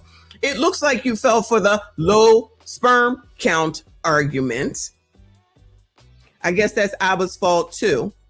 Listen, I heard Sandra's video. I see where she's coming from. All good in the hood. Understood. Understood. I hear you. What I'm coming from is this is another situation of bringing shit to the internet that we had no business knowing. And there was a purpose for that. So that girl, starting with Libby at this point, wanted to embarrass that man or air him out, or I guess maybe try to bring up an Instagram, or I'm sorry, a YouTube page maybe. I don't know. That's what I'm looking at. That's what I'm seeing. Another biatch coming out here talking some shit that we didn't need to know to say, oh, he forced me to do something. It didn't sound like there was too much force. It didn't sound like it was too much force. So are we absolving her for her decisions? Abba, I already said, you crazy to be going raw that quick. You crazy to be sitting up here trying to have a relationship with somebody that quick. You both of y'all toxic. We've said that. For after less than a month, he was blocking her. She goes back. He blocks you. If he's so horrible, why do you keep going back, chick? And that is a bigger issue for biatches that think it's always somebody else's fault. No, you choose to go back, much like the Liberty City incident, where that woman who was being knocked between the washer and dryer chose to continue to go back because it was a over and over and over thing, because you like that nigga. At the end of the day, that's what it always comes down to, and you choose to be in that situation, but everybody else is supposed to be alarmed. Child. She got her brothers to go and do something to the person that was doing what she allowed to be done to her. And now her brothers ain't here, and he in jail, and she out there doing whatever it is that she gonna do. But we supposed to give a damn? No. Those are your decisions. Those are your consequences. Good luck to ya. Good luck to ya. Shout out to Wayne with another 5. He said, all I want to do is a zoom with a boom, boom. Classic. Wrap it up. Don't be Libby, ladies. No. She ain't the only one. She ain't the first one. She won't be the last one. The only new thing here, because what Libby is doing is the same thing that Meg did. It's the same difference. You want to bring this out here so that everybody is supposed to then turn around and hate that man. We're not that invested to turn around and hate him. For what? He ain't do nothing to me. Let me speak for myself. He ain't do nothing to me. He ain't do nothing to me. This just sounds like another woman who decided that she was going to put herself in danger at the whim of a man, when all these women are so strong and independent and all this other shit, and they got it going on and they know what they doing, but still ended up pregnant another one, allegedly, and then decided to get an AB, and now she want to prove that he's not a good guy. Okay, I got to see what his subscriber count is. Thank you so much. I appreciate you. Come on, child. Now we got to play conversations. Like, this is so stupid. Going crazy finding out that there was like so many other women. I was wondering about because when I met Abba, I was talking about him already about we're just gonna use condoms, right? And he said he doesn't like them and they don't work on him. News at 11. Men don't like condoms. But that he can't have kids. And also in the same breath, he sent me an STD result. Something about his health. I didn't even want to ask what his health issue was, but he made it seem like it was something really bad. So the fact that he can have kids at the same time even seemed sad to me, you know? Yeah. So I was wondering how his excuse went with her. I did ask if he had condoms or if he could use them, and he said, I'm trying to remember because this wasn't over text. He said he didn't say that they don't work on him, but he prefers without condoms. Yeah, and so he just finished in you. Oh, Libby, get to it, girl. Gentlemen, if you would like Would you prefer sex with or without condoms? Just a quick poll. I can do an actual poll if you would like. With or do you prefer? I'm not saying you don't. I just prefer with or without condoms. I feel like if Abba or any man said, I don't like to use condoms, I have the autonomy to say, you know what, it's been real, but that's not what we do around here. That they don't work on him, but he prefers without condoms. Yeah, and so he just finished in you and then wanted you to take the pill. Right. Knowing that he can get people pregnant. Okay. I don't want to. You're not. They just give you a pill and it's over. No, but that's what I'm saying. The pill, they just give it to you from a doctor and then you're good. Okay. This is just for everyone watching out. Abortion shouldn't be something you guys take away. Okay. Abortion should not be some form of birth control that you guys heavily rely on. All right. A lot of you guys are just busting inside of people, no birth control. They're not on birth control, don't care. And then when shit hit the fan, you're just looking at the ladies like, yo, take a pill. Go to the clinic. Like, that's an incredibly physically traumatic thing for a lot of women to experience. It fucks up their hormone balance for an extended period of time, it has physical ramifications, and it messes with their psyche. If you've never had your hormones completely out of whack. Okay, so this is what he said when, I think, during the Fresh and Fit Daisy situation.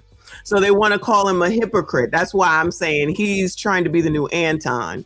Not trying to be. He's becoming the new Anton. What you said is not what you preach. You mean to tell me, y'all? Have I ever said this? Y'all let me know. Have I ever said that everybody up on this internet is lying? Have I ever said that? Have I ever said that? So is there going to be all this more outrage for Corey Holcomb?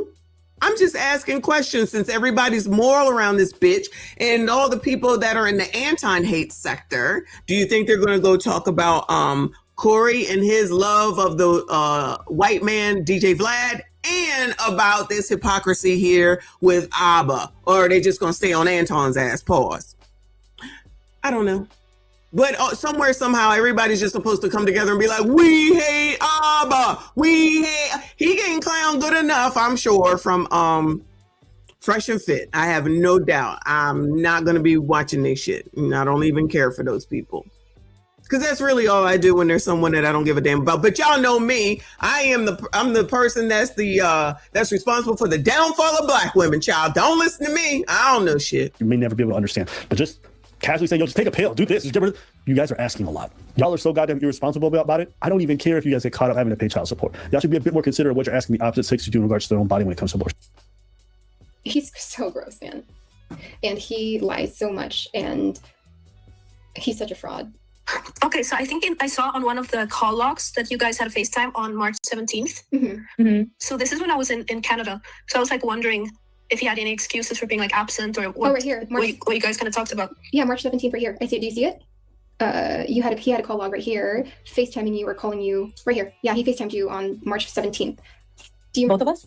I guess that's when Steph went over there. Oh wow. I'm gonna have to look at that. Hold on.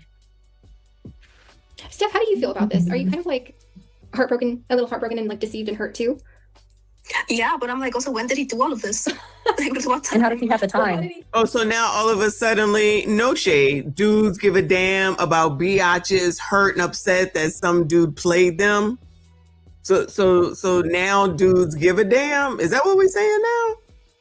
I mean, I'm not saying all, and I'm not eating that, y'all. You know what I'm saying.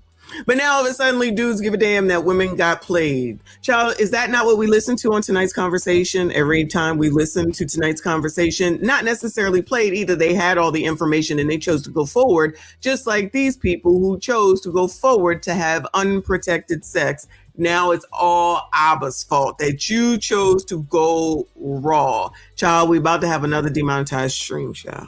How did he squeeze everything in? Yeah. Imagine being like at a restaurant with me and then you excuse yourself to the bathroom or something. That's crazy. Yeah. This guy's a nut. Okay, I got the follow up. You said March 17th? Yeah. Okay, I see the March 17th phone call, the FaceTime. What time was that? 3:34 p.m. and it was an hour and 24 minutes. So nobody works? Nobody has a job? Nobody got no place to be? Nobody has nothing to do? You were there, Stephanie? I was at the hairdressers, probably. Crazy. Oh my God. How did you have 1 hour Wow. of time at 3 p.m.? That's crazy. I think I was at the hairdressers, actually. That must I have remember been you that told time. me you got a blowout. Yeah. Did he not seem like any different? Like he was still very much loving and everything?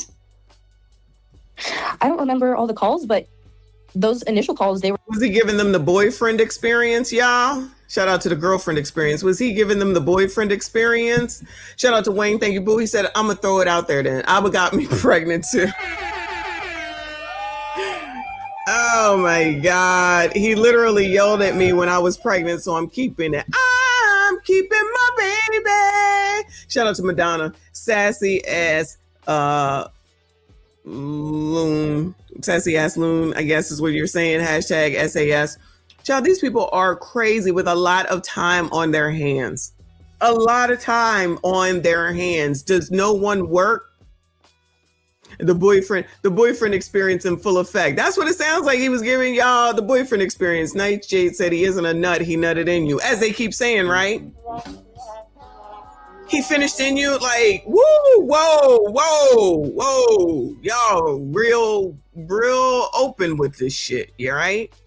Woo! Salute to Brandon Jamal. You let him hit it wrong.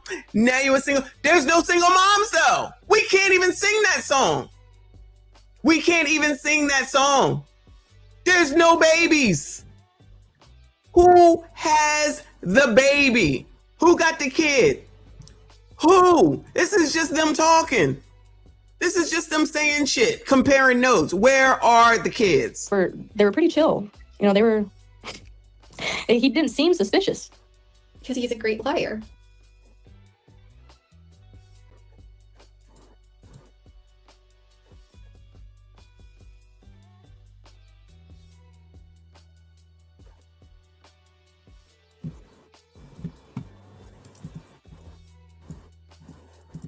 My algorithm, man. I was about to say, I know y'all didn't think, meaning not y'all, thought we was about to read all that.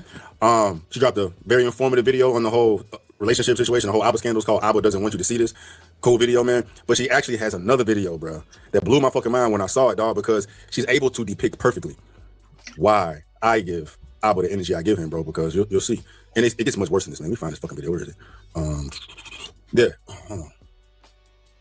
Did she take it down? What the fuck? Oh, here we go. Sandra Faye, shout out Sandra Faye. I'm gonna leave a link to her channel in the description box, man. But she got this video called "Virtue Signalers Are the Biggest Hypocrites." And if look at the thumb, you got your boy right in the middle with Bill Burr. I don't know too much shit about Bill Burr, but I'm just gonna let this shit play. Who's Bill Burr? And see, with ABBA, his audience, they're going to continue to suck him off. It doesn't matter what people show them. It doesn't matter because they have this parasocial relationship with them. That's the reason why parasocial relationships are so dangerous, because people will throw logic completely out the window. People will refute things that they are seeing with their own eyes, and they will just dismiss it, explain it away. They can't have their idea of this person shattered because I guess they have their identity tied to it. Even just the slightest glimmer of this person isn't who they say they are, they just shut down. Oh, this is not true. Well, what about this? What about that? Bruh, you see the evidence right there. Case in point, ABBA and Preach. They did a video about Andrew Tate, and they were talking about people ignoring the issues of men. It's going to continue to be a problem. No matter if you silence Andrew Tate, somebody else is going to pop up. They did a video talking about that. I remember it. It was a decent video. H3 sees this video title and then goes on this whole rampage about how ABBA and Preach is just so bad. Talks all this didn't even watch the video. ABBA and Preach get wind of this and they read him for Phil, as they should, because it's like you're judging the video based off of the title. You didn't even watch it. Fast forward to recently. And here we find ABBA doing the exact same thing to Stevie Nicks. Here's a list of these titles of the videos. Just type in the search bar of his channel. Black. Oh, yep. That's what it was. That is true. That was what he did. And then this is how him and Stevie got into it. All right. Bill is an old school comedian. Okay. Is he still alive?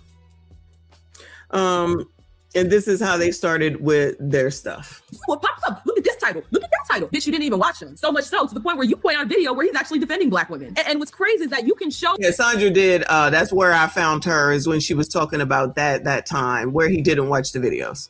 These two clips right next to each other. The clip of ABBA and Preach condemning H3 for judging a video off the title, and then ABBA telling you to judge Stevie's videos off of titles. Search button. Don't, not my feelings. Facts. Search the. Say that again. Yes. All right. Thank you so much. All right. Word Black. See how many videos this guy makes shitting on Black people and Black culture. Now, I didn't take the time to click on a lot of these videos just to make sure. Let's look at some of these titles. I hate Black people, and he agrees with them for a lot of videos. Black people are sick of Black people. Dear Black people, you suck. Black men don't date Black women. Black people don't want to hear this. Only weak Black men date white women. So terrible, bro. First of all, you generalizing all black women is fucking bald-headed. You know what I'm saying? All black women ain't bald-headed, bro. My mama ain't got no fucking short hair. Matter of fact, my extended family, my auntie ain't got fucking short hair. None of my family, they all got long, luxurious hair. Black. This is why black women get the stigma they had off of shit like this, bro. And I guarantee you, every last woman up there agree with what she's saying. Dog. Shit she's saying sounds ignorant as fuck. And there's gonna be a bunch of black women in the mother comments that we might ask too, bro, because black women out here have hair, they have long, luxurious hair, and they take care of them. Shit. All right. It wasn't about free speech. Oh my. Yeah, but when you don't watch it, you don't know that. The video had nothing to do with free speech. Jesus Christ, man. But of course, when you come on these platforms and give dumb takes on videos you didn't even watch, you can afford to say stupid shit about free speech, free speech. Put a search button. Not my feelings. Facts. Search the word black. See how many videos this guy makes shitting on black people and black culture. Now, I did take the time to click on a lot of these videos just to make sure. Let's look at some of these. And bio people, what do they think? Oh, when you're addressing evil, you can't worry about the delivery. When you look at the conditions of our community, you can't worry about the evil when you got kids and kids on slut. Girls on girls, that's their he cooking to the girls. Y'all out here praising. He said everything that he said. Let's look at some of these titles. I hate black. All right, he was wrong. Stevie was not shitting on black people, child. I'm not about to watch this again. I'm not. Enjoyed Abba's content, man, but I was as blind as a bunch of y'all is right now. Clearly, because y'all be coming to me crazy. Like, as I'd imagine y'all still are in these comments, bro. Listen. If there's people that are going to other people's chats and going to their comment section, which we know, as we just saw, because you know I am the problem with all black women, then those are the issues. Okay, there's some of us that just don't take this shit that seriously. Once this fucking computer closes and shuts down, I don't give a fuck about Stevie Knight, Abba, Preach, none of it. Okay, none of it. But if there's people who's sitting up here that do all this, coming to find you or coming to talk about you and spamming the chat and all that, those are the issues. This is not that serious. I said what I said, and I stand by what I said. I don't give a damn about none of the rest of it. This is Stevie Knight's problem, and the reason where he got a problem with Abba, cool. This is Sandra and how she feels about Abba, cool. All right, that's it. That's all. These biatches need to hold themselves accountable for the fact that you're sitting up here fucking somebody for whatever your reasons are raw, knowing someone for less than 6 months, and you fucking them raw.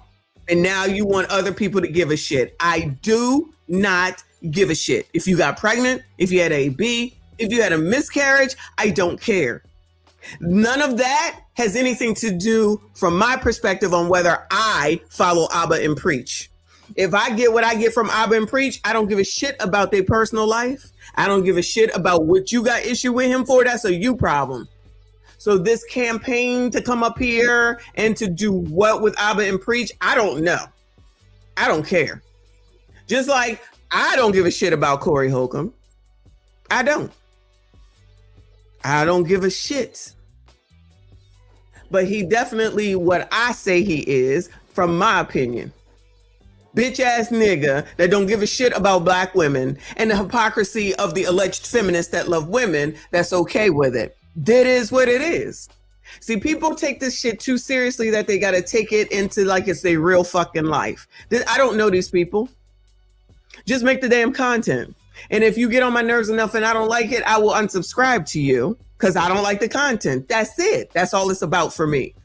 Other people want to take it a little bit too seriously. I guess I can understand Stevie's point of view because he, after the interview, I think Abba made him look crazy. But Abba was all wrong with what he was saying about Stevie originally when they was talking about his videos. I do remember that. This is their beef. Just like with Fresh and Fit. I don't follow them. I don't subscribe to them at all. But I knew they would have something to say. So that's why we looked at the one video. After that, I'm done because I'm not interested in them. I don't want to see them. I don't want them in my algorithm. I don't like them. That's it. Why some people have to take this so damn seriously is beyond me. But that's a you problem because that ain't going to change shit about what the fuck I got to say. Thank you, Wayne. He said, long story short, if it wasn't for you, I wouldn't know about Abba and Preach. Preach needs to preach and stay preach. Preaching started his own channel all of a sudden, so there may be some ish to the ish about him separating, allegedly. But shout out to you, boo. I see you. I appreciate you. I might have to. One of the first repairmen is about to be here, so I might have to cut this, and then I am gonna come back later on today for sure, because we got tonight's conversations that we gotta get through. More important than this, but I'm gonna let this shit go. But you know, it took me actually being snaked by bro to realize who he truly is. You know what I'm saying? If y'all don't recall that whole situation with me, yes, these are people that have been personally hurt or whatever by Abba. Abba, man, it's fire. She did an outstanding job, man. She was able to explain that better than I did when I tried to defend myself on one of these videos, which, you know, Abba's fans refuse to even listen to, acknowledge, man. And that's what comes with Abba too, bro, because his platform is so enormous and he does such a good job of grooming his echo chamber to, you know. Now Abba is grooming his fans.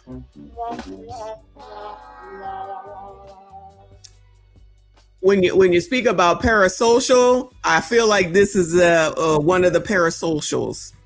I feel like this is one of the parasocials.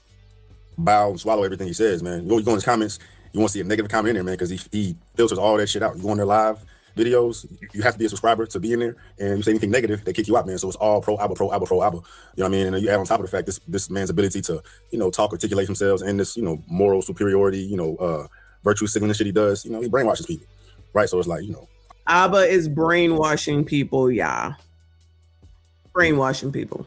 Abba would never do this, bro. Abba clearly does it, bro. And like I said, it took me being snaked by, bro, man, because, you know, rewind time back when I was going through all that, when we went through all that shit, man. And prior to our online beef, right, I reached out to bro on some goodness type shit, man, because it was during that whole Charlie Kirk situation. You know, I peeped the video on bro, and he was covering Charlie Kirk. And I disagreed with a lot of what he said, right? But being that I was a supporter of Abba during that time, and I talked to Abba, you know, every now and again online or whatever, we was cool. I reached out to him. I said, hey, bro, this could be a good moment. You know, we have two different perspectives on the whole Charlie Kirk situation. You know what I'm saying? Let's, you know, have an online debate or whatever. The debate happened. People feel how they feel about the debate, man. But, you know, the debate ended cordially, and then bro snaked me, right? You know, talking hella big shit, bro, because my original video, I never talked shit about Abba. I just said I disagreed with him and I was disappointed, bro. But there was never any name calling, any of that shit, bro. But he took that opportunity, you know, to snake me, right? And it fell into what it fell into. Right. Regardless of how people feel about me, feel about Abba, as far as the things we say, I know the type of person I am. And I would never do that to anybody. Paint them a certain way, manipulate people with words, frame things certain ways, leave things out, you know, say things as absolutes to depict parties in negative ways, which your herd of followers are going to swallow. When motherfuckers snake you like that, blatantly lie, right? That's why I don't fuck with Abba, dog.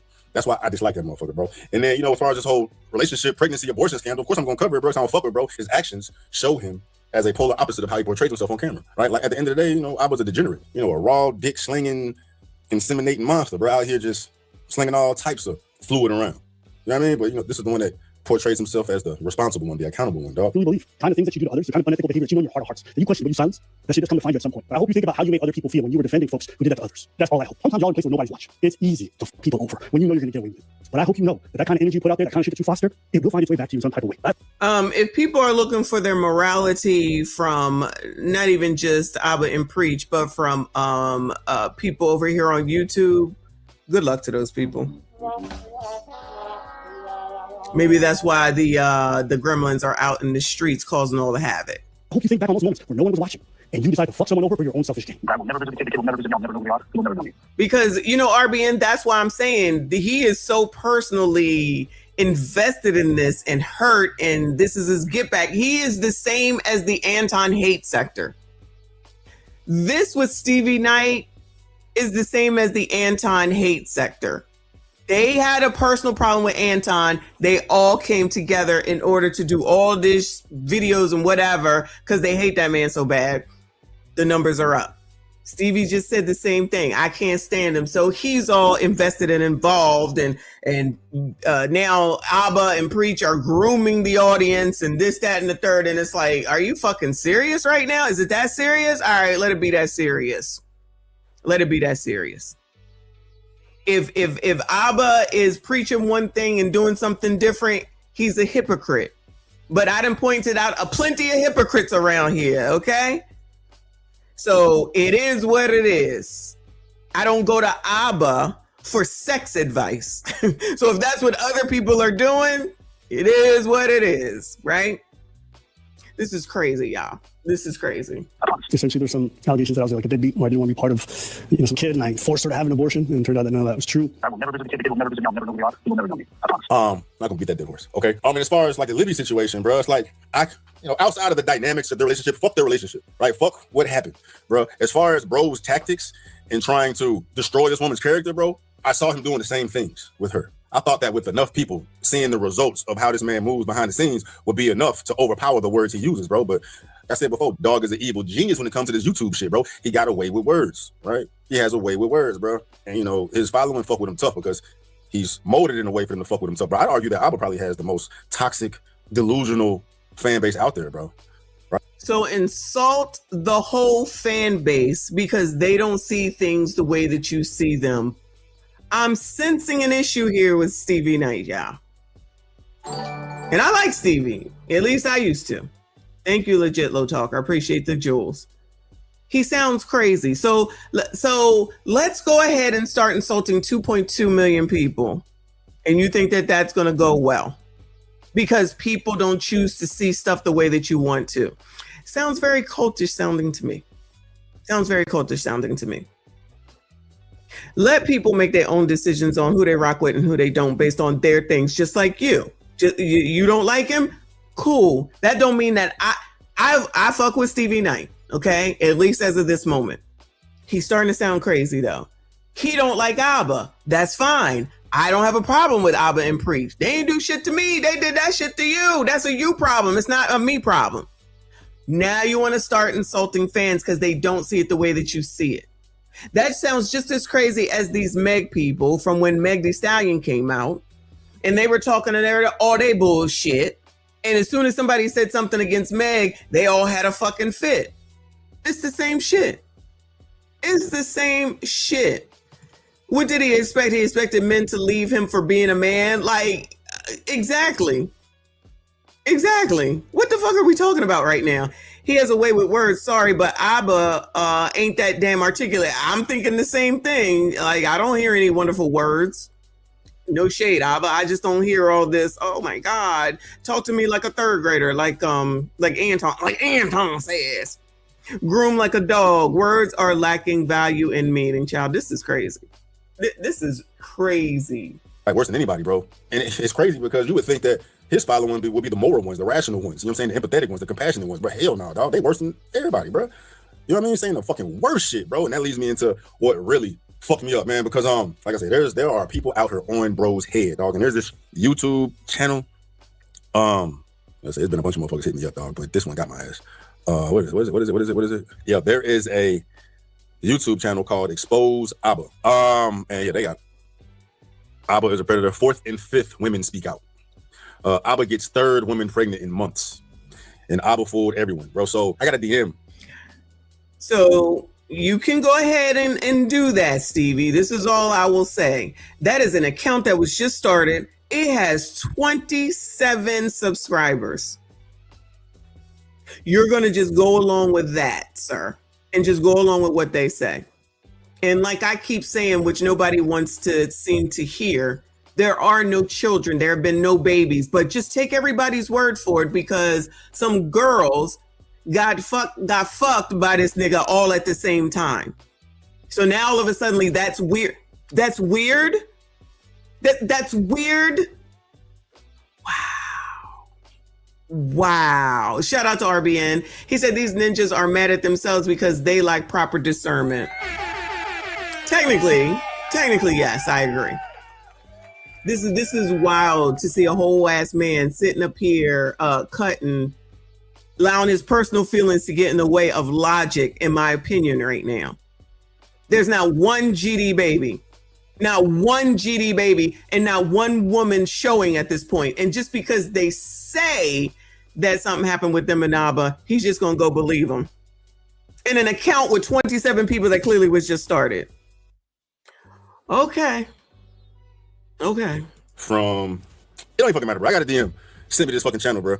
Got this video. Only got 341 views, but I'm assuming that whoever created this shit knows it. And they know I don't fuck with Abba, so they send this shit my way. Bro, I ain't gonna, waste y'all's time with the entire video. The bitch is like 25 minutes long, but I'll leave a link for the whole video in the description box if y'all want to peep, man. But towards the latter end, pretty much the video, watch the fucking video and then get back at me. There's a point in the video. I will not. Yo, I'm just gonna play it, dog. This shit's so fucking foul. And I didn't even know Abba was moving like this. Right? I did not know Abba was moving like this, dog. I'm like, if this shit don't wake motherfuckers up, I don't know what the fuck will. This isn't about one bad take. This is a repeated pattern, a pattern of portraying himself as morally. Okay, so we're going to use an AI voice and go, goodbye. Child, I cannot. It is an AI. This is not even somebody's real fucking voice. This could be in. What the fuck is wrong with people? Someone will say, this is what AI does. No, this is what people who just want to believe something because they're hurt, they're bitter, they're whatever the fuck it is, because it's somebody that they don't like. A new channel, 27 subscribers saying they don't like Abba. Oh, I'm going to go for it. They must be right, with an AI voice.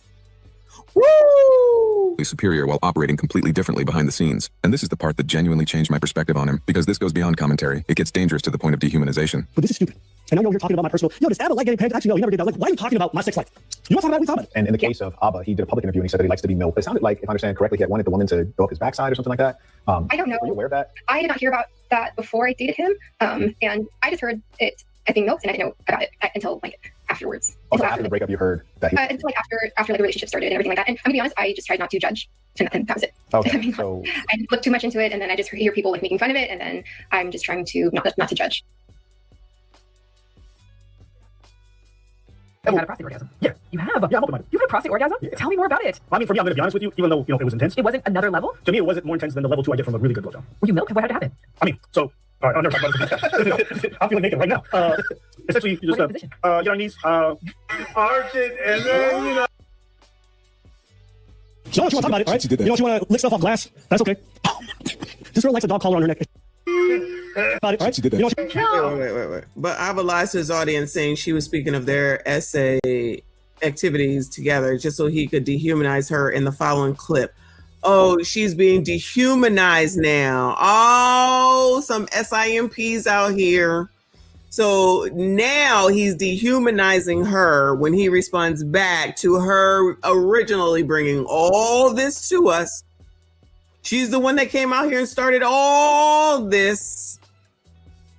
Yeah, I think this is why Anton had to go ahead and mention them names so he could get back in the algorithm, because I'm telling you, he being pushed out by this Abba stuff. Allegedly, he being pushed out by this Abba stuff. Shout out to Anton. Thank you, RBN. He said these men are literally mad that a man they think isn't as masculine as them is out here running through tethers. They mad he getting musty moose knuckle. Crazy work. Exactly. This is crazy. This is starting to be Anton 2.0.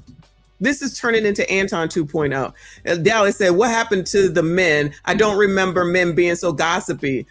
Remember what was happening with daggone Anton? You still got Frigidaire over there watching Anton still 4 months later, like watching every move 4 months later.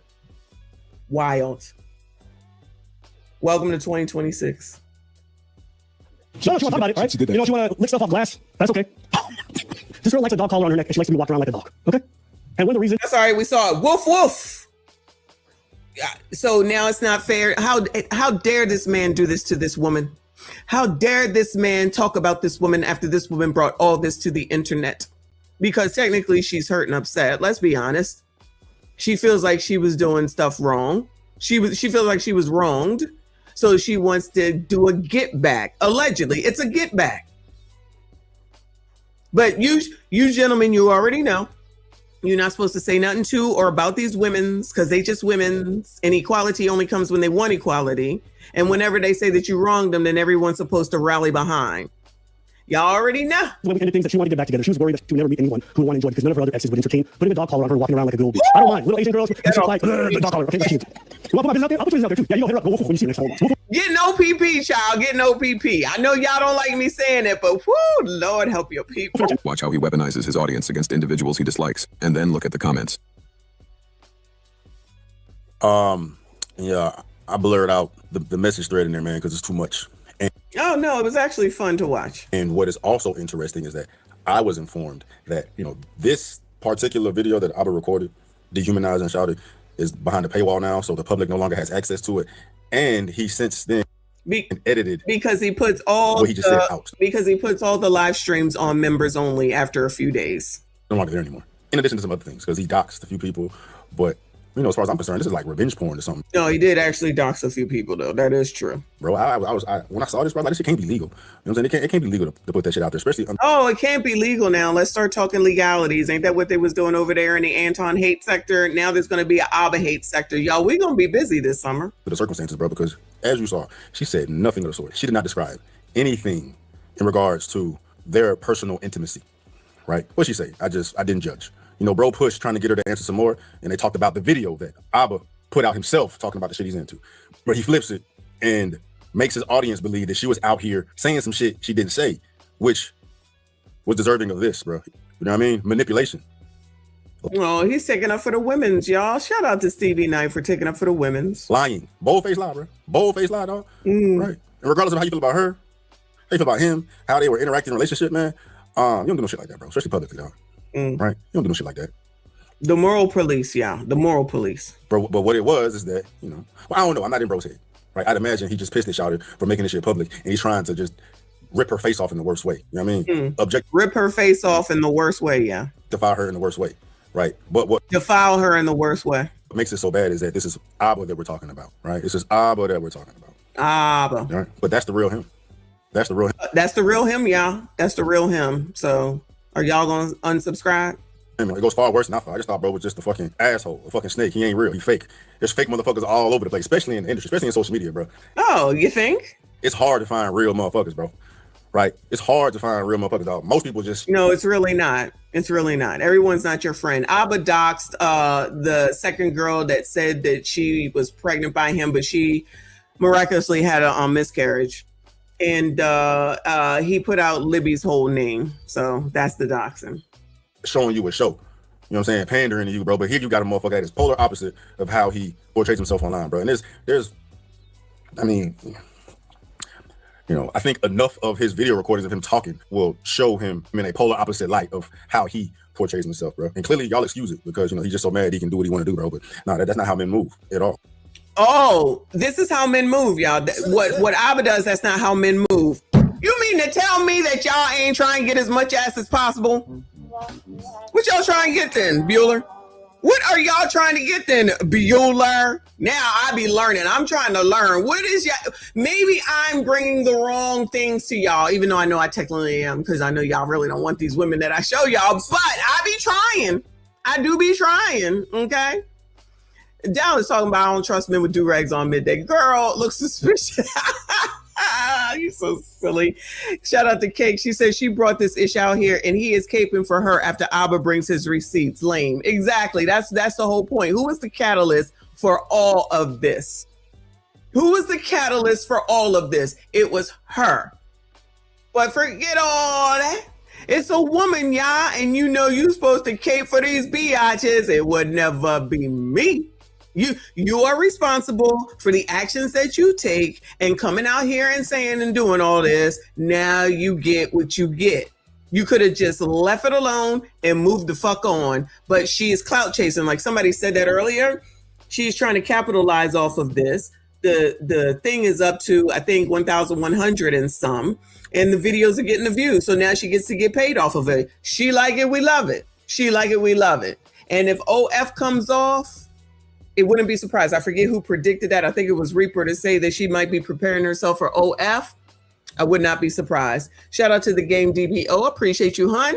This whole thing was none of our business. They are psychoanalyzing crop text and throwing out predator accusations, shaking my head. Abba is not God. Thank you. They are acting like he did the crime of the century. Not one crime has been committed as far as I can tell. Not one. It's a woman that's hurt that some man decided that he wanted to move on and he didn't want nothing to do with you, or he felt some kind of way after you was allegedly pregnant, which I still don't necessarily personally believe, because like I said, none of these, everybody's pregnant, nobody producing a baby or even a freaking pregnant stomach belly. None. Thank you, hon. I appreciate you. Ashy foot up in here. I appreciate you, boo.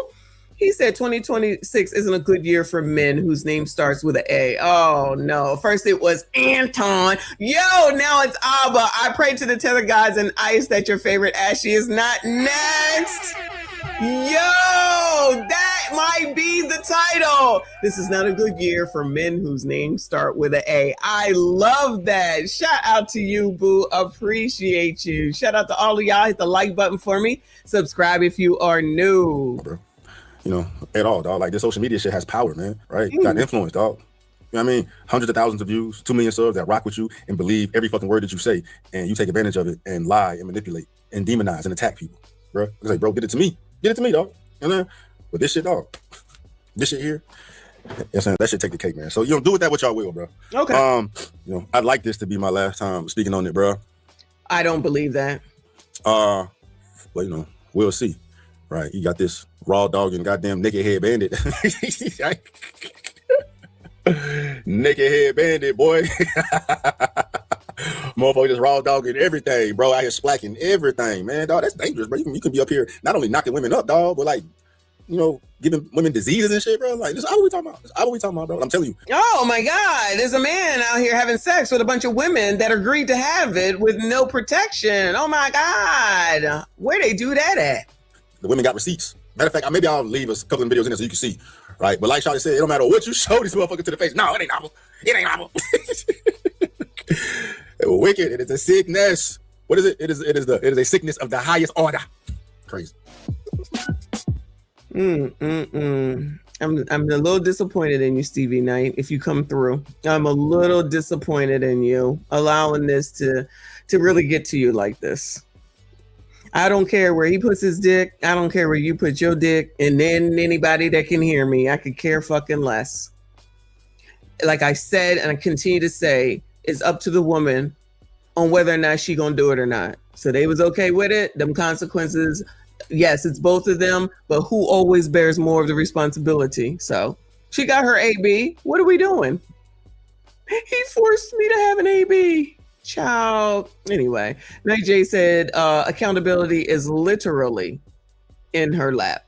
Literally. Thank you, Boo. He said, I was just thinking why we never talk about the small matters that don't matter. Did you know flying kites isn't a sport? We need to make it official. Shout out to the flight kite flyers. I haven't done that since I was a child.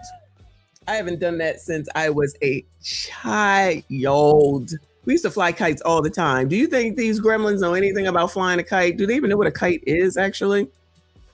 Probably not. But anyway, since the first repairman is almost here, I'm going to go ahead and end it here. Plus, it's been a little over 3 hours, but I will be back because we still have tonight's conversations that we need to get to. And clearly there's more crime, even though crime is down, y'all. Crime is down. Shout out to the gremlins causing havoc all over these United States of America. Shout out to Aliyah. I see you. I appreciate you. Shout out to RBN. Thank you so much. Lawrence from yesterday with 100. Reaper for 50 memberships. If y'all got a membership, you don't know where it came from. The odds are it came from Death the Reaper. Shout out to Wayne Lundy and everyone else who donated today. Appreciate you, y'all. Make sure you hit the like button for me. Subscribe if you are new. Share the video. Make sure you comment. I see you all in the next one.